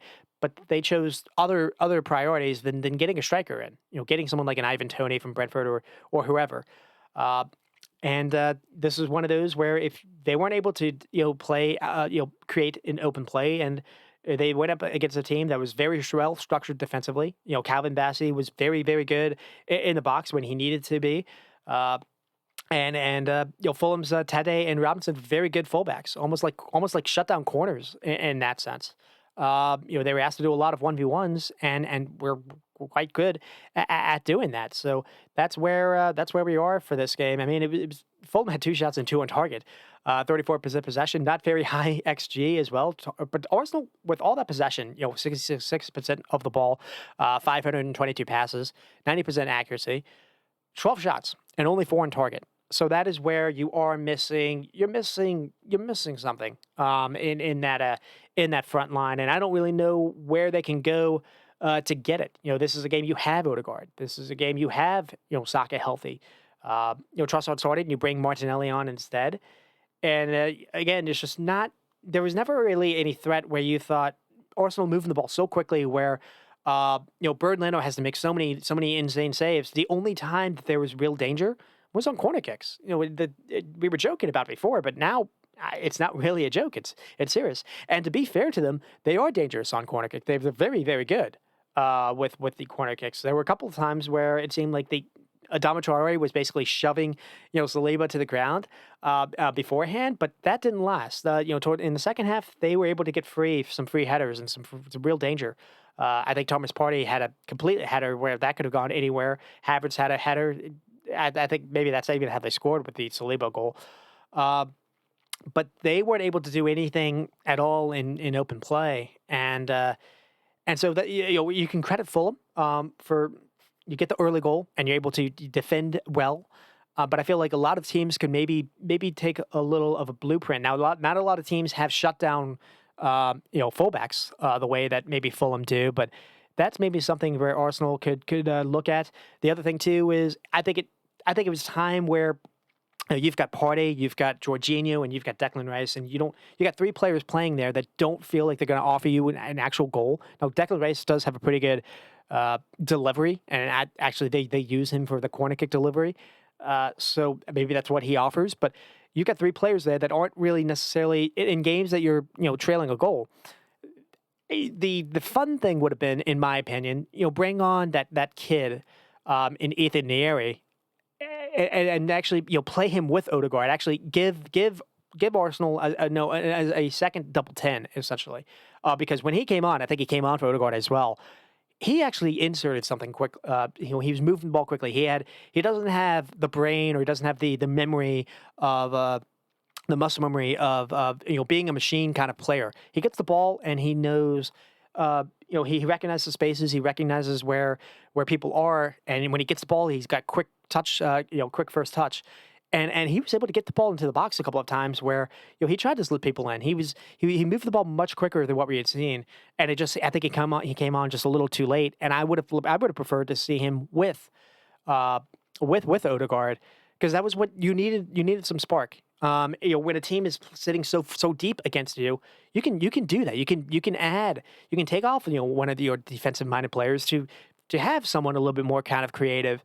But Arteta didn't do that, and he was just a little too late to do that. That said, I still think for the most part, I think I already talked about Fulham. Oh, Alex Iwobi's work rate as well. Playing anywhere, left side. He played on the left side. He played on the right side. They moved him over as well. And Fulham are a team that is punching above their weight. It doesn't feel like a whole lot of this is repeatable, but they've been very good in a lot of the games that they played in as well. They also didn't have Tom Carney because he got a red card versus Tottenham. This came off the back of them playing a pretty good game versus Spurs, and they also played a pretty good game versus Brighton. I think they actually beat Brighton in the midweek. So Marco Silva has them humming a little bit as well, and it's another. It happens every year where I always doubt them, and then Marco Silva makes me regret that. Now their next game is versus Liverpool, so I can't have to be careful with my words. One thing I can say is no Joachim Anderson, which also that was another thing too. No Anderson, which probably would have started with Bassey, but no Anderson. And then, for Liverpool game, because he's still hurt. And then no Calvin Bassey because he got a yellow card accumulation. So they're going to be without probably their two most preferred center backs. So maybe Liverpool can have a little joy there instead, because I do feel like, if anything, maybe Diop is a little vulnerable for them. But that is it. You don't have to be that negative to what Fulham just did, because it was a pretty good game from them. And we get to Arsenal. I think I already mentioned it a little bit with the injury bug, the injury bug to the left back that maybe gave Miguel Arteta a little bit of a headache, and I think he overthought things. And that is just kind of Rice being more advanced again to play with Jorginho in. I understand that a little bit when you're playing maybe maybe when you're playing against a team that's also playing a high line and the game is very press resistant, that's when Jorginho works a little bit better to me. That's when Jorginho can see those runs in the channels, like you play the ball over the top. Jorginho, when being pressed, is going to keep the ball as well. For Fulham, we're not really doing that. So I just think I think Mikel Arteta just kind of overthought things a little bit. Now, people are kind of having fun. Arsenal, I think, are 6 points now, but Liverpool do have the game in hand. I still think Arsenal probably the team to watch out for. I think we'll see if they actually do something in January or not. They finally did get Odegaard back. I'll have to see how. When they get that back line, not having Gabriel, I do think hurt them. Not having Calafiori hurt them. Calafiori has been hit and miss. Now, if they're not able to play Calafiori for the rest of the season, if he's going to always be, in and out with the injury issues, that changes things. But when Calafiori plays, he offers them something significantly different. Arsenal are really hard to really good defensively and really good out of possession. Calafiori picks up spaces that other people don't really think of, and that creates a lot of opportunities for their attackers. He helps out with the link up. He wins duels, but not just wins duels. He can carry. That's one thing that they're missing as well. He's a really good football player, really good creative football player. If he can't go, maybe Zinchenko when he gets back can offer you something, or I guess Lewis Scully. But you gotta actually play people that actually play the position for the fullback because. But not having Gabriel hurt them. I don't think Jimenez is able to run behind Kiawar the way they were able to run behind Gabriel. And if you get that back line right, you get Timber on the right back. You get Saliba, Gabriel, Calafiori. That to me is a side that can probably win 20 games in a row. If they get the other stuff going, they need to get Havertz going. He's still the question mark, and I don't have to always spend time on him. Partey and Marino played together. I think can work. Where does Rice fit in? I've talked about that before. Don't have to do that again.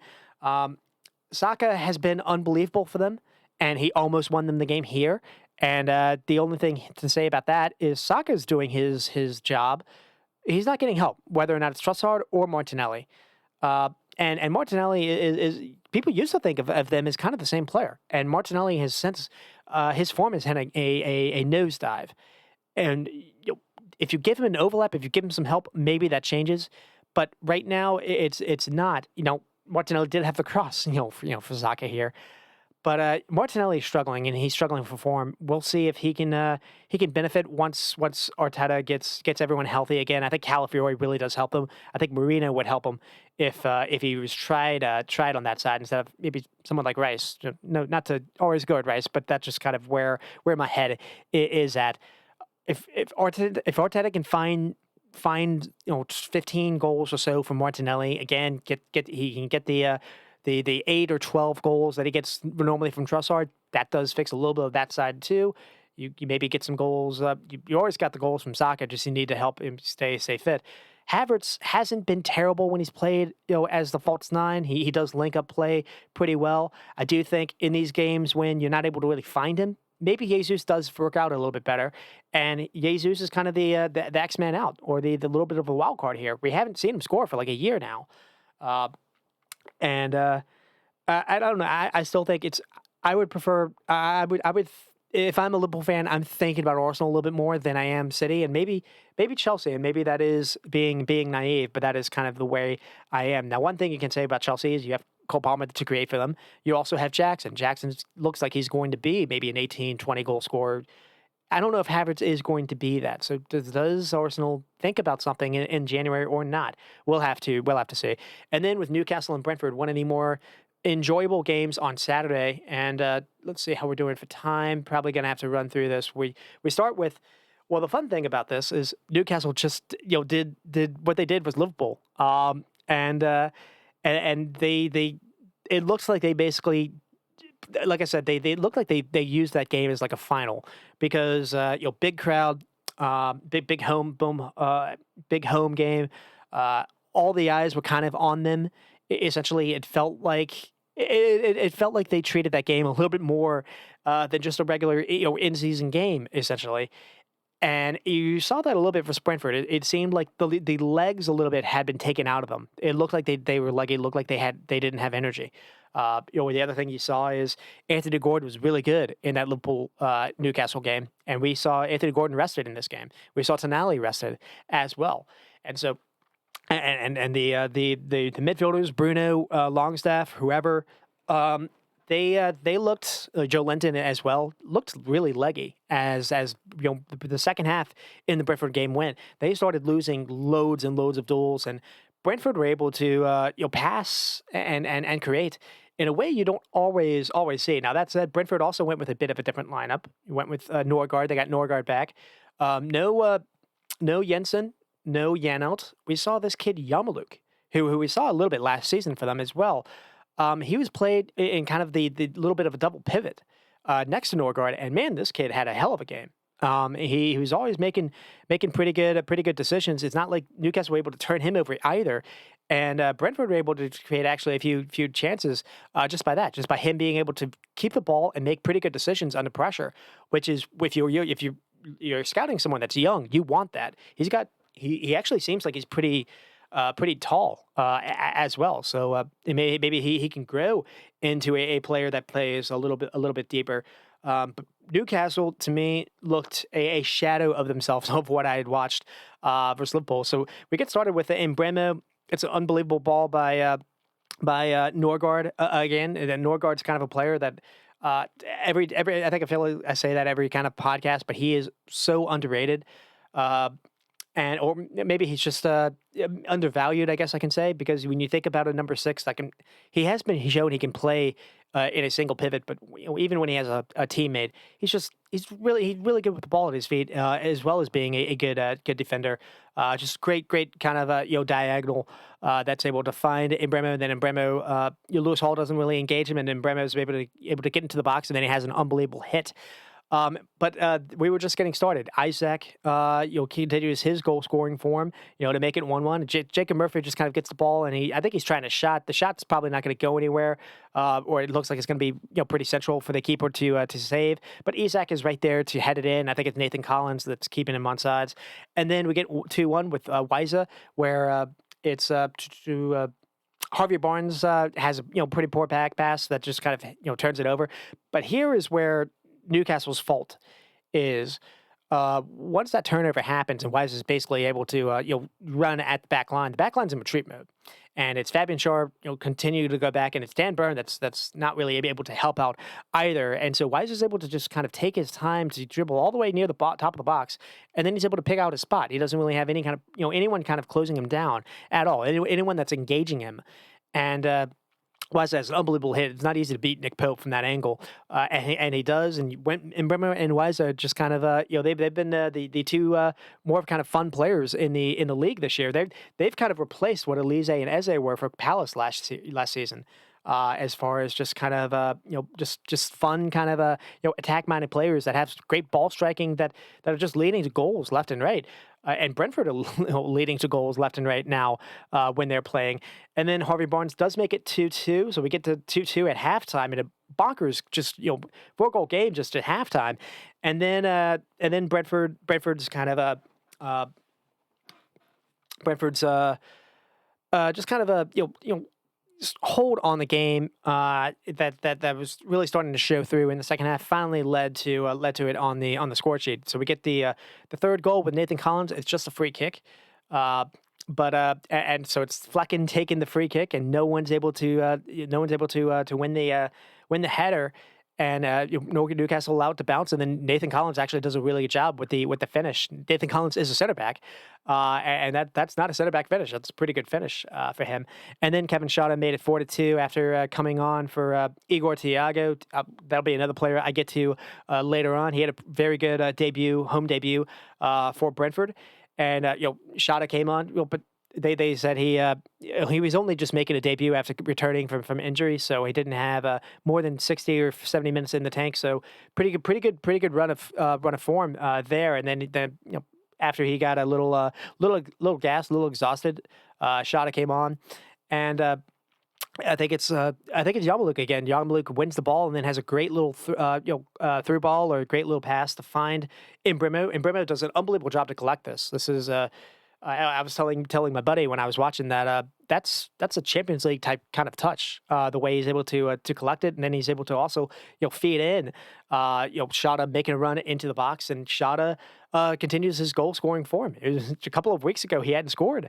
I think they said in the league, and then he had a hat trick that day, and then he scores again here, and he's starting to find some form for Brentford as well. And he's part of the other kind of he's part of the other kind of attack that's just kind of all of a sudden leading to goals. And it's Brentford that are not just reliant on set pieces or whatnot, long throw-ins. Brentford are leading to goals everywhere. And this is a side that for the longest time struggled to create in open play. They had Ivan Toney that they had to rely on, and they've lost Ivan Toney. And somehow, as my friend is a Brentford fan, he said they've gotten better. They've gotten more inventive. They've gotten more unpredictable, and they're getting goals from everywhere in the team. And we've also seen a change that Thomas Frank has done as well. But it's not all. It's one thing to add on as well is this is coming off the back of maybe not the best showing versus Aston Villa, where Pinnock kind of got the best of Ollie Watkins. But again, outside of that, they've been had an excellent start to their campaign. And one thing that's crazy is I looked. Someone showed at the end of it. Brentford at home have scored more goals. I think it's like 35, maybe total, than anyone in the league. And the only one that's even close is Liverpool with I think they said like 13 or so. That can't be right. Brentford have like doubled what Liverpool have at home in the league. Brentford have done an unbelievable job at home, but just away they've been really poor, and they were poor again versus Aston Villa. But we get to what happened, and Thomas Frank is playing something different. So it's Vandenberg, Collins, and Pinnock, and it's Keane Lewis Potter that's basically the fullback, but he's not really.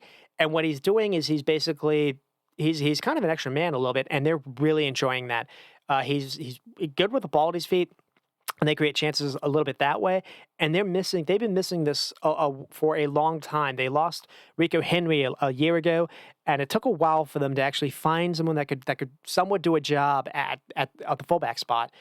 Not just defensively, but just really, really good with being someone that can be reliable with the ball at feet. Really good.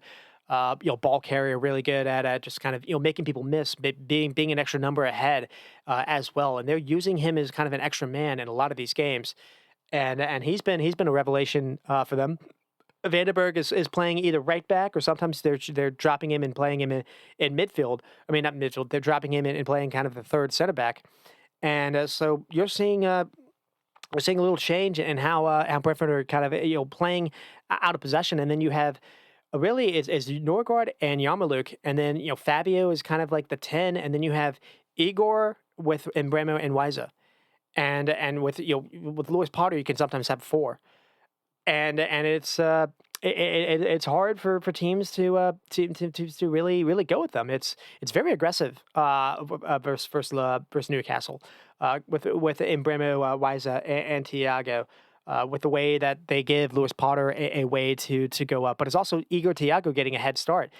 This is a guy that looks quite big. I don't know what his measurements are, but he looks like 6'1", 6'2". So when Brentford were able to go long and use that big body of his for be able to go long and collect, but he also has some pace to him. There are a couple of times when he was able to link up and then spin around and actually get behind his man as well. So he looks quite a pretty decent find for after losing Ivan Toney. And then Newcastle went with Livramento, Sharp, Burn again. That to me is kind of where Newcastle's weaknesses are. They're not going to be able to get anything more than what they want without changing that. And then Lewis Hall didn't have his best game here.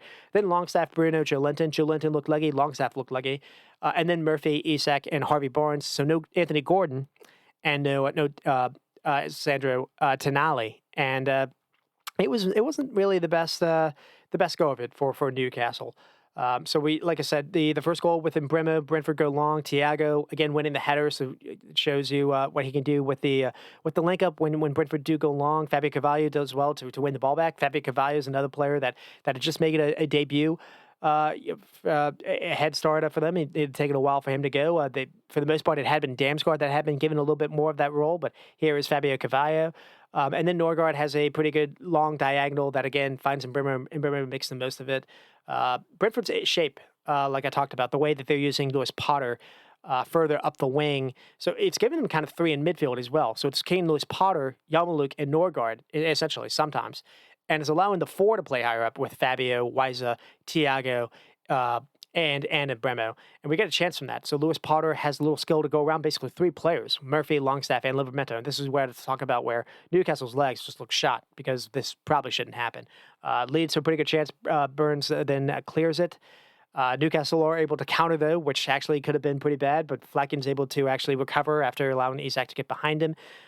We get the second Brentford goal with Weiser, and then we get the second Newcastle goal with Harvey Barnes.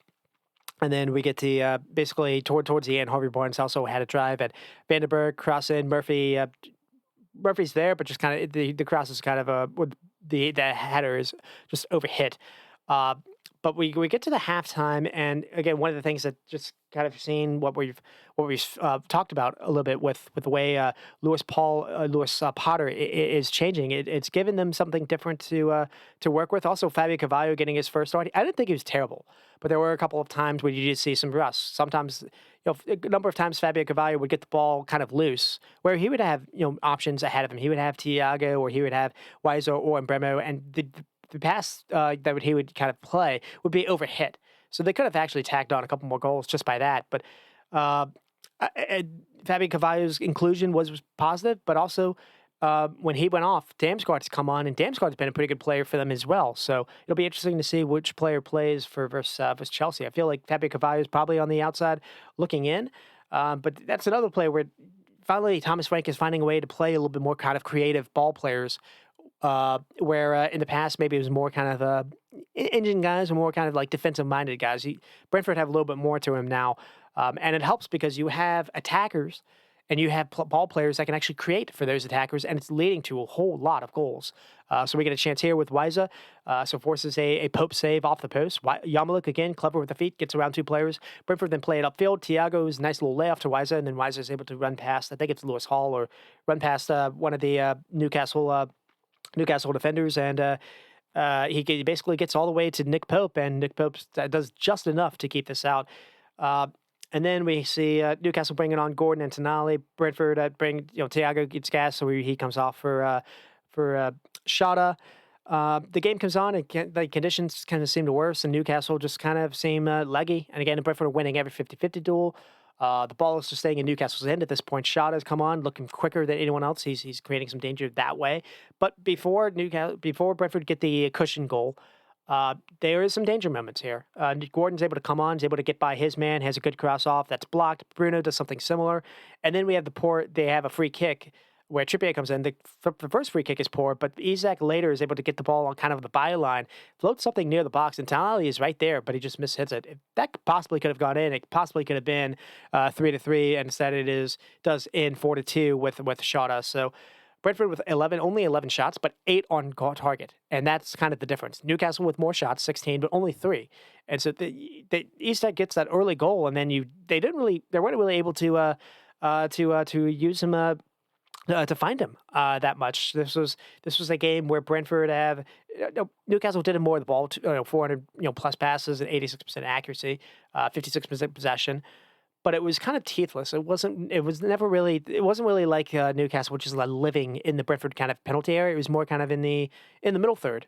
Really, it was and a lot of times Brentford were competing for a lot of that possession. And again, as the game went on, it felt like Newcastle were late on counter-pressing, late to have the extra man, late to close down, and that ended up factoring. And also, once you're not able to press and win it over, not only are you're forced to go sit back, but when you're trying to press and trying to turn it over, you're playing with a back line that again is always going to be in retreat mode, and we saw that as well. So with Brentford are starting to be really one of the more exciting teams in the league, not just for goals, just enjoyable. Like a lot of the shot creation is enjoyable as well. So, again, Norgard always good when he plays for them, but this kid Yarmolenko, he got the better of Bruno and Joe Linton in the midfield. Really good ball retention. Like I said, composure under pressure. 90% pass accuracy, over 40 passes, 4 tackles, and 7 recoveries. And he was immense. And then you got Wiza and Bremo being box office when it comes to ball striking. And Igor Thiago, the Ivan Toney replacement, looks again. He looks a player. Looks pretty good. Get scouting from Brentford. Got some pretty good pace to him as well. Nathan Collins is another player that I've questioned the signing in the past. They moved him for big money, and I didn't really understand it. But he really has been, one of their players of the season. The way now Brentford have still conceded a lot of goals, but he's been quite good at not making that worse. He's had a lot of key blocks for them. I remember there was a game for Liverpool. He had like 3 or 4 blocks, just in general, and it's good that he was able to tack on another goal to help them out there. Already talked about Lewis Potter. And it's not really a negative, but the one thing I can say is this side can get better with Rico Lewis coming in. So I don't know what you would do with Lewis Potter in that kind of. Maybe they'll kind of be slow to include Rico Lewis. Maybe Ethan Pinnock could maybe be a look at where he was kind of a little bit poor versus Aston Villa, and I think that could maybe be where you kind of starting to maybe lose a little of a step. And we'll see what they do versus Chelsea. It's going to be kind of a fun game with Chelsea, especially if Chelsea go into this really really confident or overconfident, and they try this. We'll try to outnumber you in midfield kind of stuff, and you allow the wings to be open. Brentford have the ability to strike hot, strike direct. But that said, Brentford aren't the best defensively, as we talked about. Lewis Potter isn't a defender, and Vandenberg has struggled when actually versus pretty good wide players as well. Chelsea have a Sancho, they have a Madueke, they have Neto. Depends whatever he wants to play with. And Jackson versus Ethan Pinnock could be an issue as well. So if nothing else, I'm expecting that game to have a lot of goals as well. So we'll see if that happens or not. And with Newcastle, again, the legs look shot, so I think you can blame on some of that. But there was also imbalance in the squad, and I think one thing I was looking at or thinking about here is, I'm watching Nottingham Forest versus now Manchester United, and Elliot Anderson looks very good for them. And Elliot Anderson was a Newcastle player, and they had to sell him over the summer. I was wondering what they could have done maybe with him. Now I know they had financial issues; they had to sell someone, but Elliot Anderson looks quite good. Minta of Brighton looks pretty good for Brighton. He had a pretty good goal for them in the Leicester game, and it feels like that's an area where they're struggling for depth and options. And the one thing to kind of talk about is you're resting Anthony Gordon for Harvey Barnes, but I think the weird thing is Harvey Barnes. I don't really know where Harvey Barnes fits in the side. Now, you don't really. Neither player likes playing on the right side. Harvey Barnes likes playing on the left. Anthony Gordon likes playing on the left. Anthony Gordon's a better player than Harvey Barnes. Offers you a little bit more, in my opinion. I don't really, looking back, when you're a team that's kind of strapped for cash, maybe that wasn't the best signing. When what we're crying out for was an improvement on the right side, whether or not it was Jacob Murphy. At the time, it was Mikael Amaran, and I feel like maybe it would have been better to keep Jurki Minta. But at the same time, that would have taken some hindsight. Maybe they didn't want to take that risk. I don't know.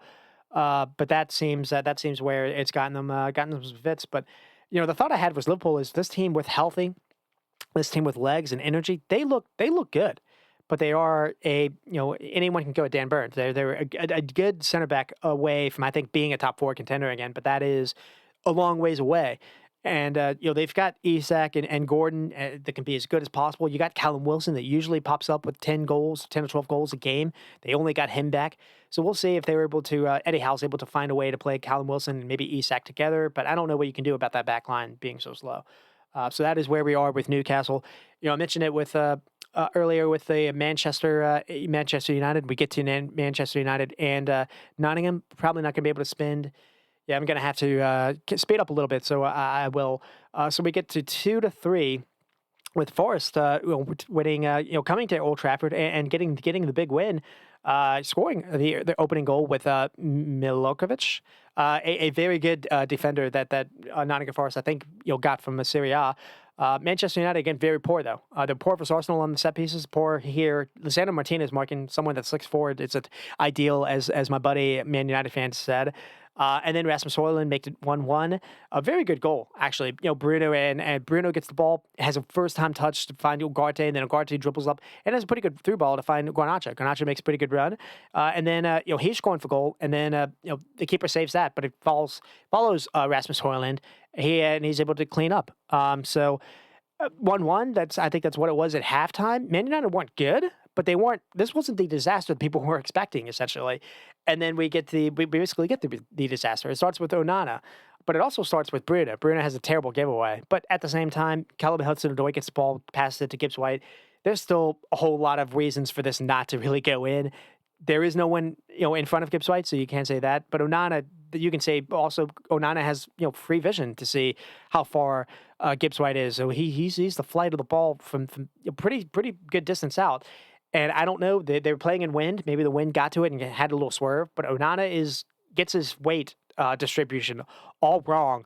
And he's leaning on one side, and the wind or the whip or the curve of the ball, gets it just to kind of go the other side that he's diving, and he allows the ball kind of hit almost centrally right at the goal, just with a little swerve to go past him.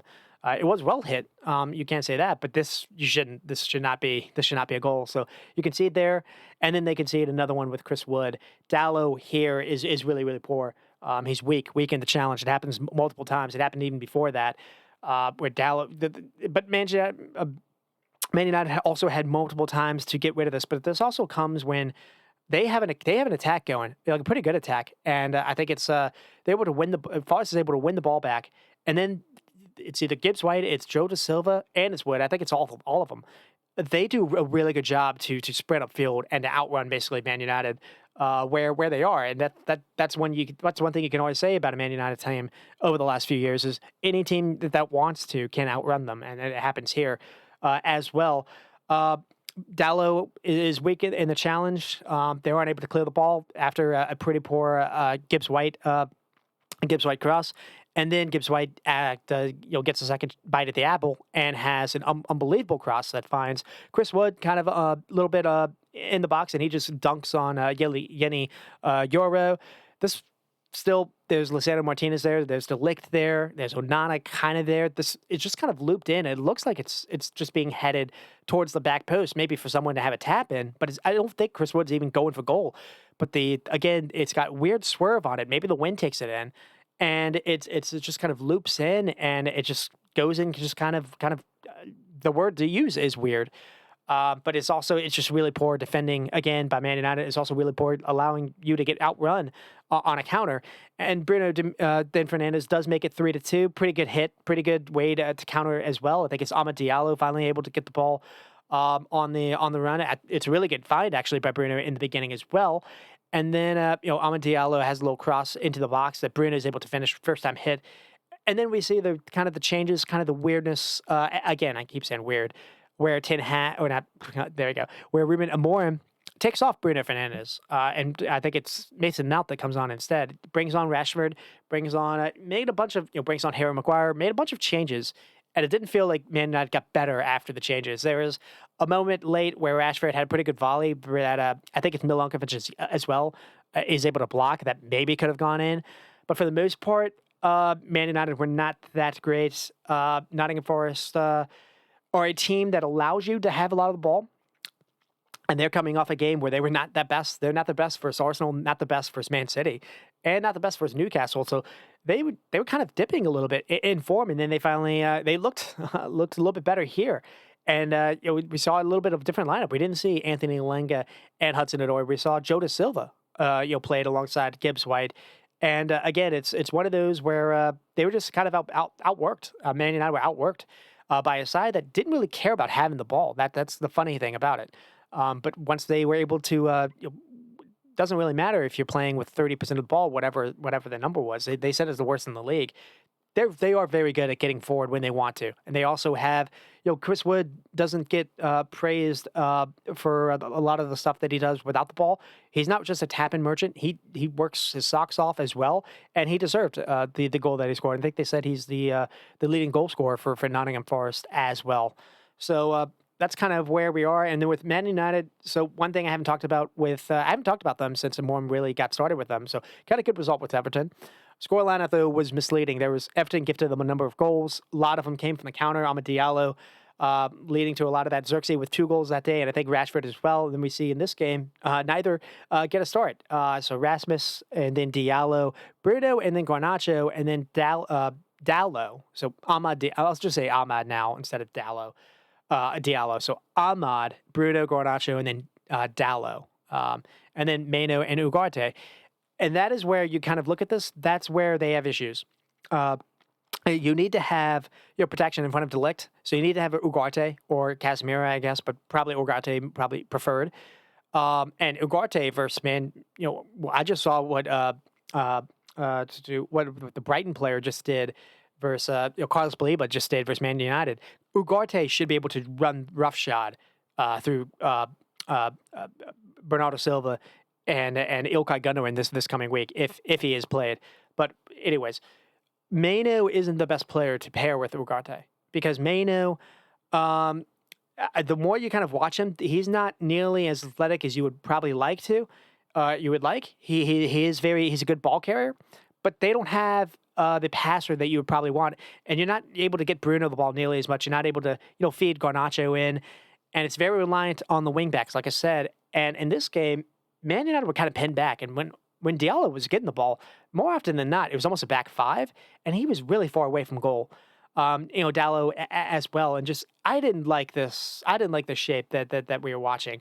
It ended up being okay. It was only 1-1 at halftime. Man United did have a couple chances. I think Bruno had a pretty good free kick that needed saving.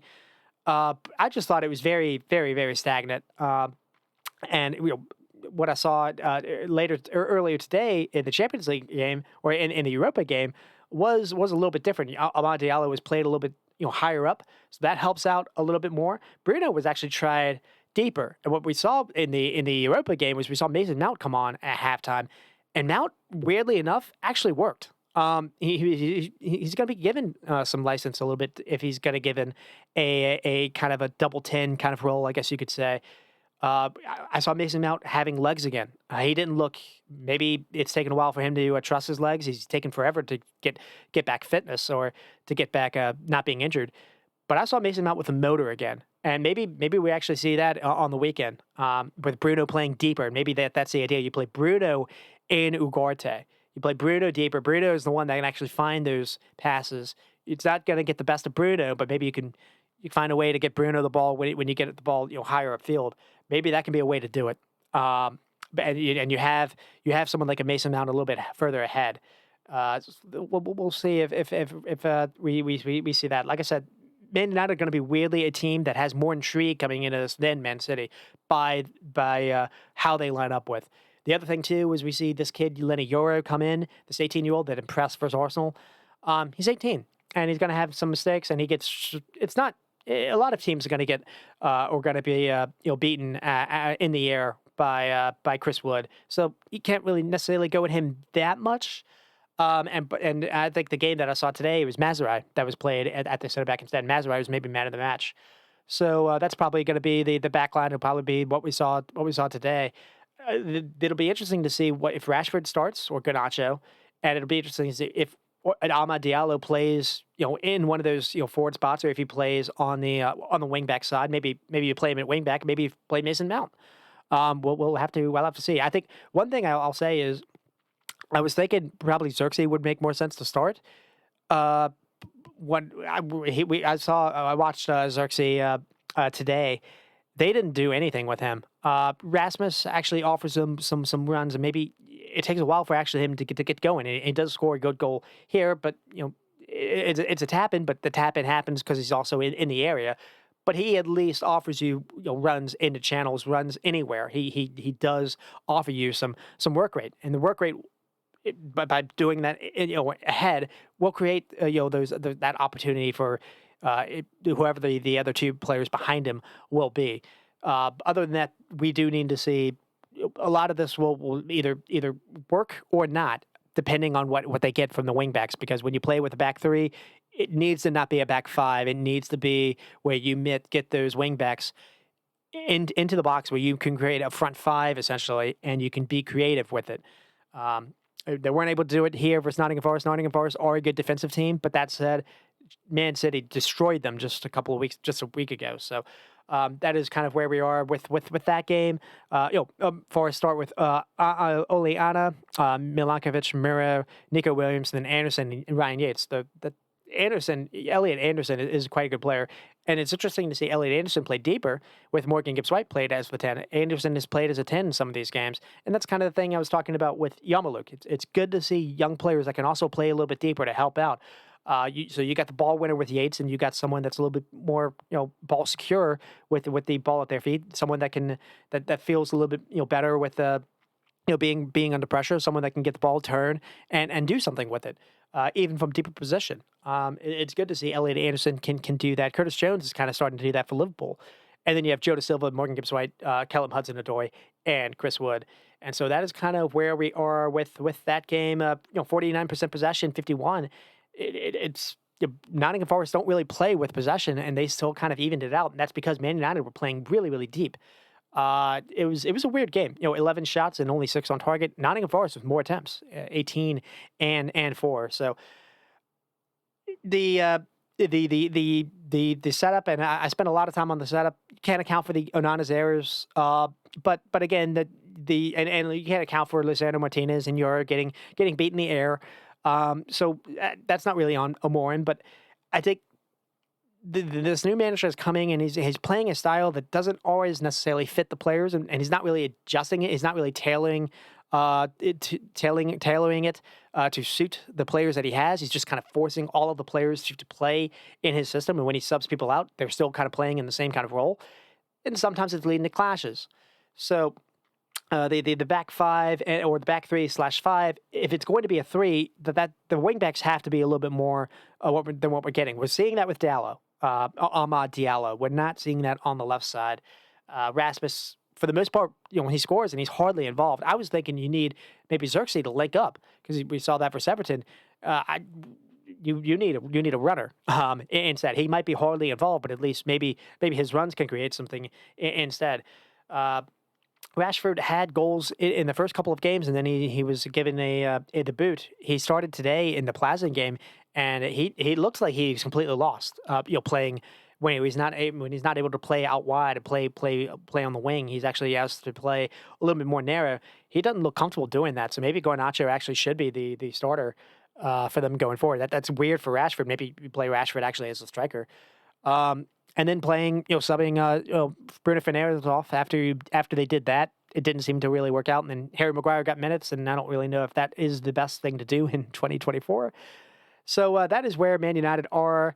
Again, it's probably not the best to play over the season, but in these kind of big games, playing Bruno Fernandes a little bit deeper probably does maybe help out a little bit. And maybe that can be something that they work on in the transfer window. We'll see what they were able to do in the transfer window. It's only his team that he's inheriting, but there are some positives that he can maybe do. Maybe you can find a way to fit Mason Mount and Bruno in a way that we weren't able to do in the past. But the other thing is, because you finally have a guard you finally have someone with legs that can play in there, and you have 3 at the back. You have the back 3 that's a little bit more protection in the middle than what we're used to when Ten Hag was doing with the 4-2-3-1. But I don't think it should be Kobe Mainoo and Ugarte together. I didn't think that worked out. So that's kind of just where we are. They are a mess, but they've been a mess for a while, and so that is what it is. Apparently, they just fired their technical director or sporting director as well. And so that's kind of where we're going to be. And one thing to say about the Manchester derby is both keepers really are going to be lacking confidence, because Onana was a mess here. He was poor today. He basically had a giveaway that led to their first goal. And whether or not it's Ederson or whether or not it's Ortega, Man City don't really have the best keepers. That actually might be a barn burner of a game as far as goals. We'll have to see. And so that is kind of where we are. With Nottingham Forest, to kind of one thing to touch on is Chris Wood with 10 goals to start at the start of December. That's positive. Moreo and Milokovic, pretty good center back pairing. But both can play high up. Both can be really aggressive. It's weird. They play without the ball, but they're not necessarily playing that deep. They're not really playing in a shell. They can play a mid block. They're pretty good mid block. And for the most part, they're pretty good out wide with the fullbacks, either Oleana, in this case it was Nico Williams, but Moreno has been played in some of those games as well. They got some depth at the fullback spot. So Nuno Espirito Santo has done a pretty good job with this Nottingham Forest team. And then we get to Bournemouth and Ipswich, and I'm not going to be able to, I'm kind of running over for time. Ipswich get the first goal with Chaplin, and then in the 87th minute, Dennis Unal, and then Watatara. Bournemouth, though, when you look at the chances that they had, probably deserving of winning, even though it's coming in late. Bournemouth are having a very, very fun, or Andre Iliola is having a very fun the first half of the year. They were too much for Tottenham in the midweek as well, with Hoysen, again, getting the first goal. And again, talked about what, he could possibly be. They're playing him without, the missing Seneze and not really missing a beat. And then Ipswich lost to Palace in the midweek. Not able to find consistency, really. And that's kind of that's where Ipswich are. They probably did deserve to get something in the game. But, D-Lap not able to get going that much. Hutchinson sometimes is played in the wing, sometimes he's played as the 10. Moise and Taylor, so it's still no Calvin Phillips. Decent defensively, but Bournemouth had chance after chance where, Kirk has fired something into the box that Tavernier probably could have done better on. There was another one where Tavernier hit the post. And then Kluivert, basically, there was a loose ball where Kluivert had to run upfield 1v1 and just wasn't able. Murch actually made a pretty good save.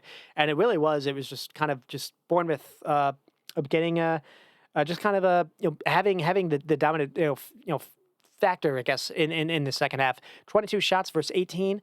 5 on target for Ipswich. 6 on target for Bournemouth. 14 though shots in the box. Bournemouth with a little bit more possession. It was a pretty even game for the most part, and that's why it was mostly 5 chances, big chances for Bournemouth only, and 3 missed.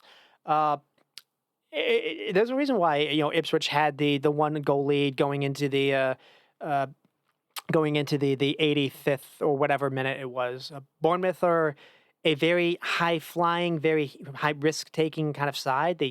And because of that, they don't really have a way to control games. They don't really have a midfield to do that.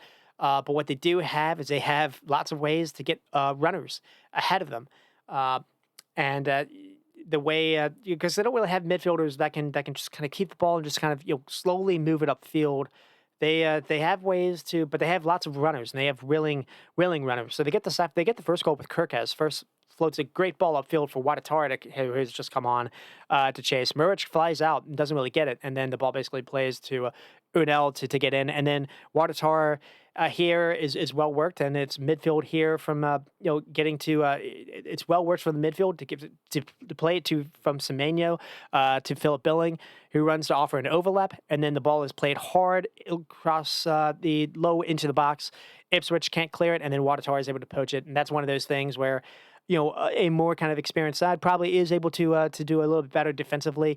Ipswich weren't. It feels devastating for them because this is not the first time that they've given away a late goal to drop some points. As we go throughout the season, that's probably going to show up. We'll have to see. But Bournemouth are kind of their own kind of a machine right now. And again, the style, the high pressing style, they go long a lot. They don't really control it. It's going to be, and Ipswich are pretty good at relatively staying in a block for the most part. So they don't always have the best, not the best first low block sides, and then they're a lot of teams are going to fancy themselves essentially. They're very good versus the bigger teams, because their pressing and energy really does threaten people with the ball. When you're playing against a lower side, it's not nearly the easiest way to turn people over, but they still did. Murch had to make some pretty big saves for them, so. I mean, like I said, that's as good as a high pressing side as there is in the league. That Areola has them playing. It's very, very well organized, and everyone's bought in. It reminds me of Pochettino's Southampton, or if Klopp had a lower level kind of side, I feel like he would play this kind of way as well. They're a really fun side. They've been one of those teams that took a gamble when they got rid of Gary O'Neill to bring in this guy from Rayo Vallecano. And I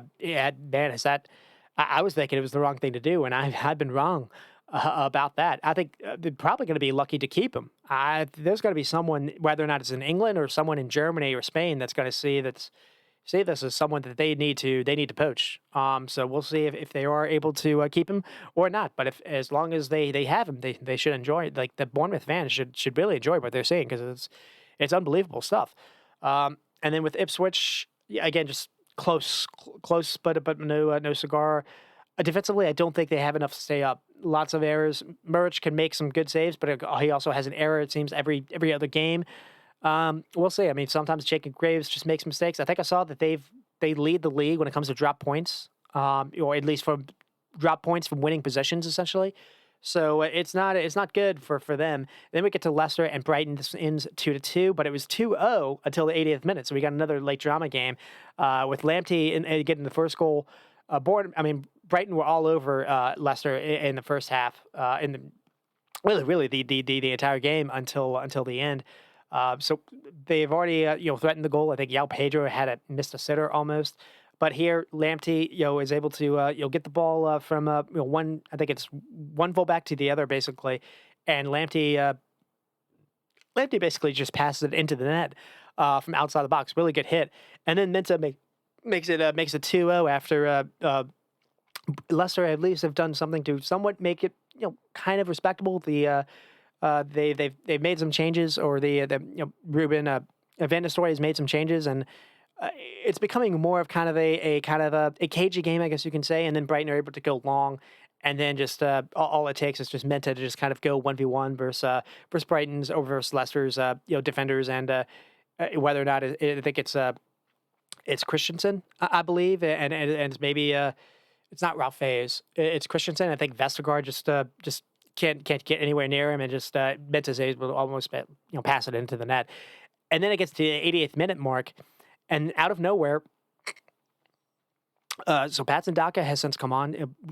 Van Nistelrooy made some changes towards like the 80th minute or so, and the changes really did work. It was quite clever and quite good to see. The guy that was the interim manager for Man United a couple of games that had a pretty good success rate, and he's come into a new job, and got a really good win in the early week versus West Ham for the 40 again, scoring for fun. And then you get the changes. You get Patson Daka to come in. You get Christensen playing a little bit higher up. You move Mavalavi to a little bit more kind of centrally, to be a little bit more kind of a playmaker role. You bring on Oliver Skip to maybe help you offer you some legs in midfield. Him and Samori kind of together. And you start to see a side that's able to press a little bit better, that's able to get Brighton to turn it a ball over a little bit better, and that's able to just create a little danger. And here, I think it's Bobby Reed. Bobby Reed gets the ball and just kind of floats something in. Maybe it's kind of I think it's a shot that's kind of deflects basically into Vardy's pass, and Vardy's able to pass it in.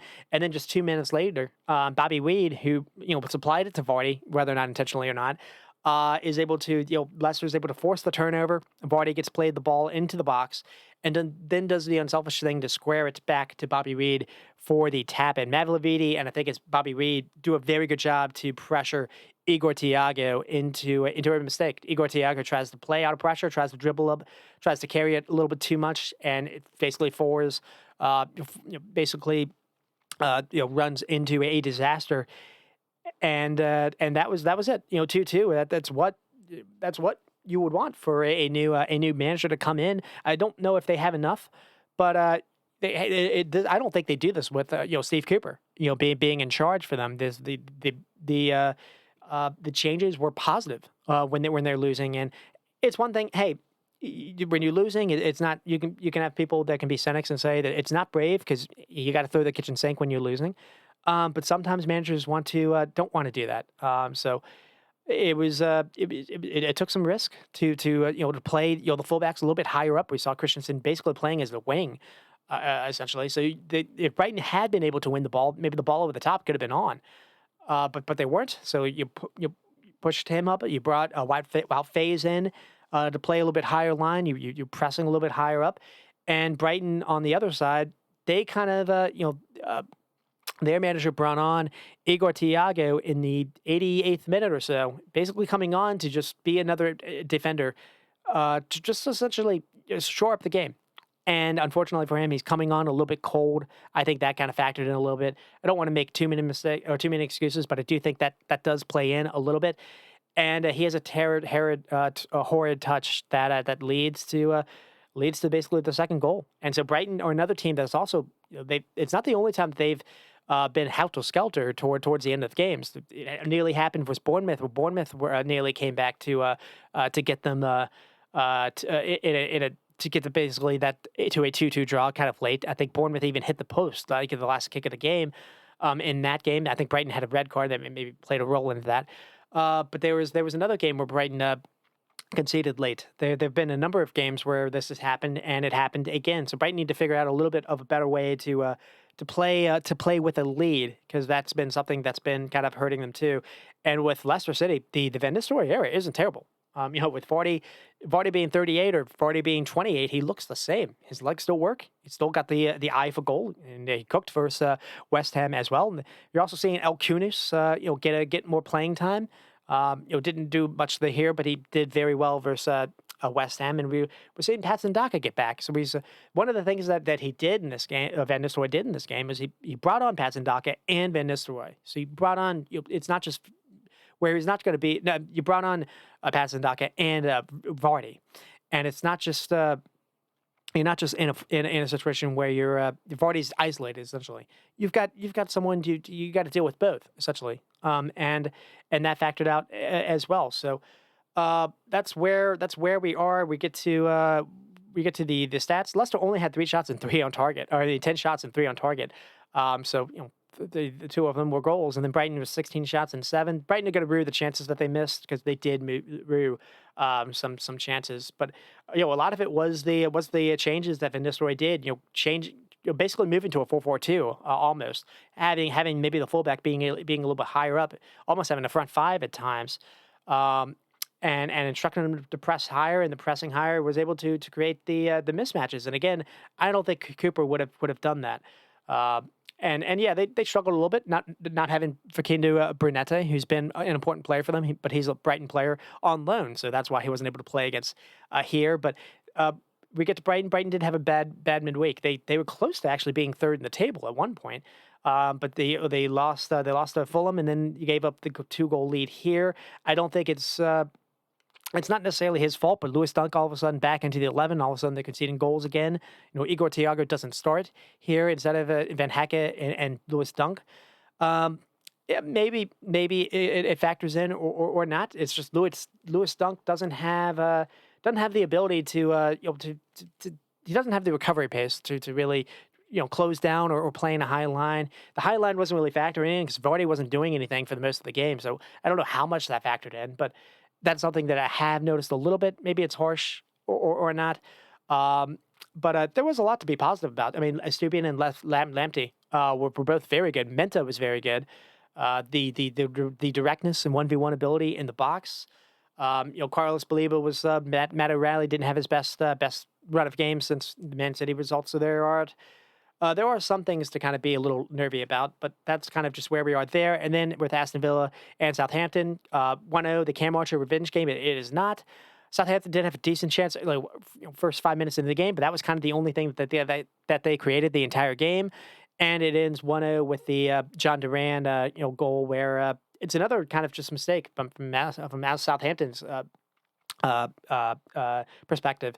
I think it's Horrid Bellis. He misjudges a pass or misjudges a long ball that's hit to him, and John Duran just kind of beats him a little bit, and then he's able to run past the other defender that's near him as well, and he's able to convert that 1v1 chance past the keeper. And just John Duran's just really good with the when he's asked to finish a chance in the box. Essentially, he's just got that mindset that finds the net. He's a good finisher. And Villa had a number of chances here with Rodgers having a couple early on with his shot with an early shot that forced a save, and then after that Watkins didn't really start, but he came on in the second half, and there were a number of chances really for Villa to tack on. It did feel though that the one goal was going to be enough, and it was. And Villa had that get right game versus Brentford. After suffering a mini skid, and we're pretty good here in Southampton. We're pretty competitive. They lost like 5-1 or something to Chelsea, or 5-2, but they were pretty competitive before there was a terrible back pass that led to the third choice keepers of the missing Ramsdale. That get to Chelsea the second goal. And then there was Jack Stevens had a terrible, stupid red card. But even before that, there was a moment where they had a chance to maybe actually make it 2-2, where they forced a pretty good save by Sanchez. So Southampton, I mean, it feels like Russell Martin's going to be the next manager to go maybe before Christmas. Maybe he sticks it out for Christmas. But they're at least competitive in moments, and then they just kind of just defensively, they don't have the players to play the way that I think Russell Martin wants them to play. But I don't want to be a hypocrite, because if Steve Cooper was playing with the same kind of lineup, they would probably be more defensively sound, but I think they'd still be conceding lots of goals. So they're at least trying to play. They're trying to be competitive. They do have a lot of the ball, and I just think they don't have the players.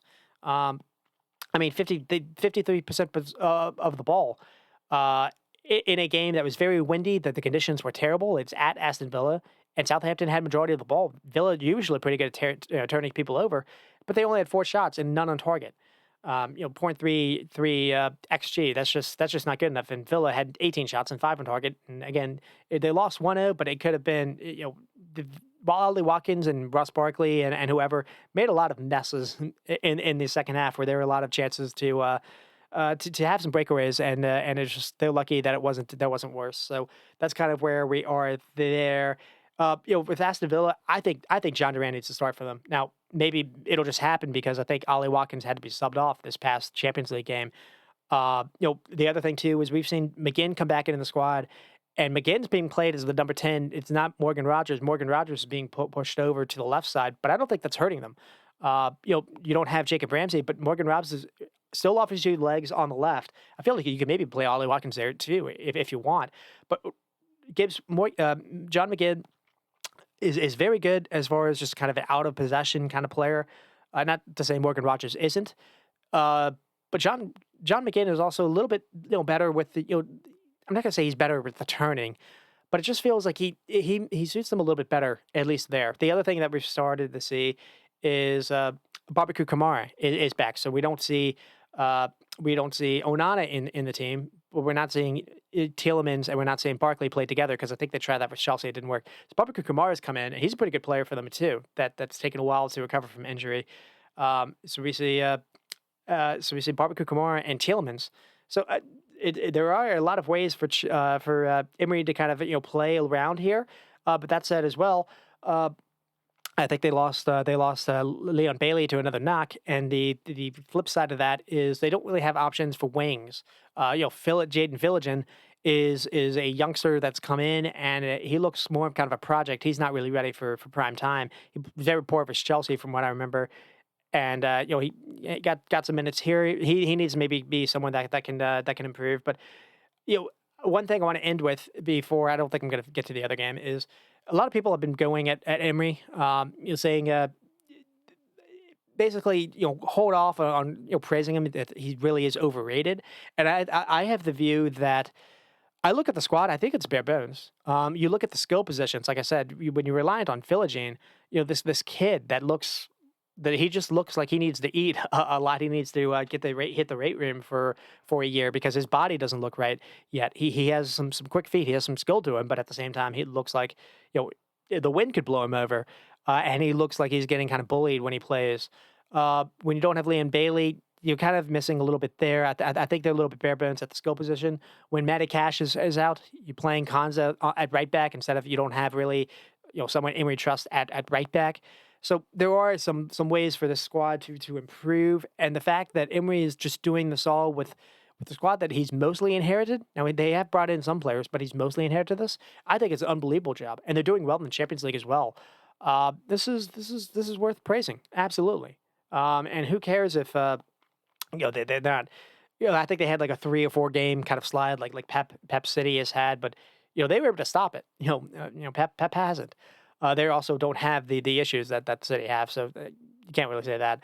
I'm going to be interested to see, though, with Watkins healthy, who does play towards the end of the year. Is it going to be Watkins still, and is John Duran just going to be forced to be off the bench, or is Emery going to finally make that change? That could be kind of the thing to see. We'll have to see. And then with Southampton, kind of the only thing to talk about is they do use Kyle Walker-Peters kind of differently. They're not using him as kind of usually he sometimes is a center back, but sometimes they play him inverted. They play him at kind of as a midfielder. They play him. They allow him to make runs. But the fact that they have all this possession, they do have some chances, but I think they need to play Paul Onuachu more than necessarily Cam Archer or Armstrong. He at least is a body you can cross something into. But also, I saw this kid, Amiyayu. I don't know anything about him, but he came on for Cam Archer and showed some clever feet. Showed actually he had a cross in the second half that nearly got Southampton into the game. It was the only time that they actually threatened in the box. Wood is a center back that actually did a pretty good job on Ollie Watkins in the second half. So there is something there for I guess Southampton fans maybe. And then we get to the final game with West Ham and Wolves. This is the game. This was the don't get sacked derby. This was the Lopetegui derby, and West Ham were able to get one over Wolves 2-1 with Suchik, and then Doughty made it 1-1, and then Bowen made it 2-1. Pretty good goal by Bowen. And then there were a couple of PK decisions that didn't go Wolves' way, so that's kind of just the way that it's been for Gary O'Neill and Wolves. I look at the squad. I think it's bare bones. They don't have. They were able to play like Hugo Bueno this time, and I think Toddy Gomez, but they don't really have center backs. So the fact that you can get rid of Gary O'Neill or not, the squad isn't always the most the best out of possession. Sometimes we've seen Mario Lemana played at center back. It's very reliant on Mateus Cunha being absolutely unbelievable. But they've lost Pedro Neto as kind of the other player to create for them, and they've replaced him with Rodrigo Gomez or it's Gonzalo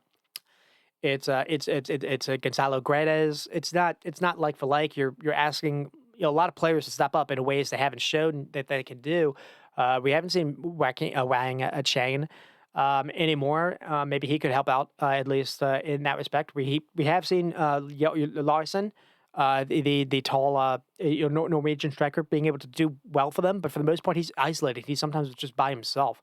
So I don't know if just firing Gary O'Neill, if you bring in someone else, is that going to save Wolves? I don't really think so. So I think you find a way to get him a center back in January and then maybe see where you are in February. I think for the most part, you're probably going to see Wolves in the relegation fight the entire season, but I think they have enough to maybe stay up. We'll have to see if that factors in or not. West Ham or another team that's kind of in the bottom as well. They're at least safe at the minute.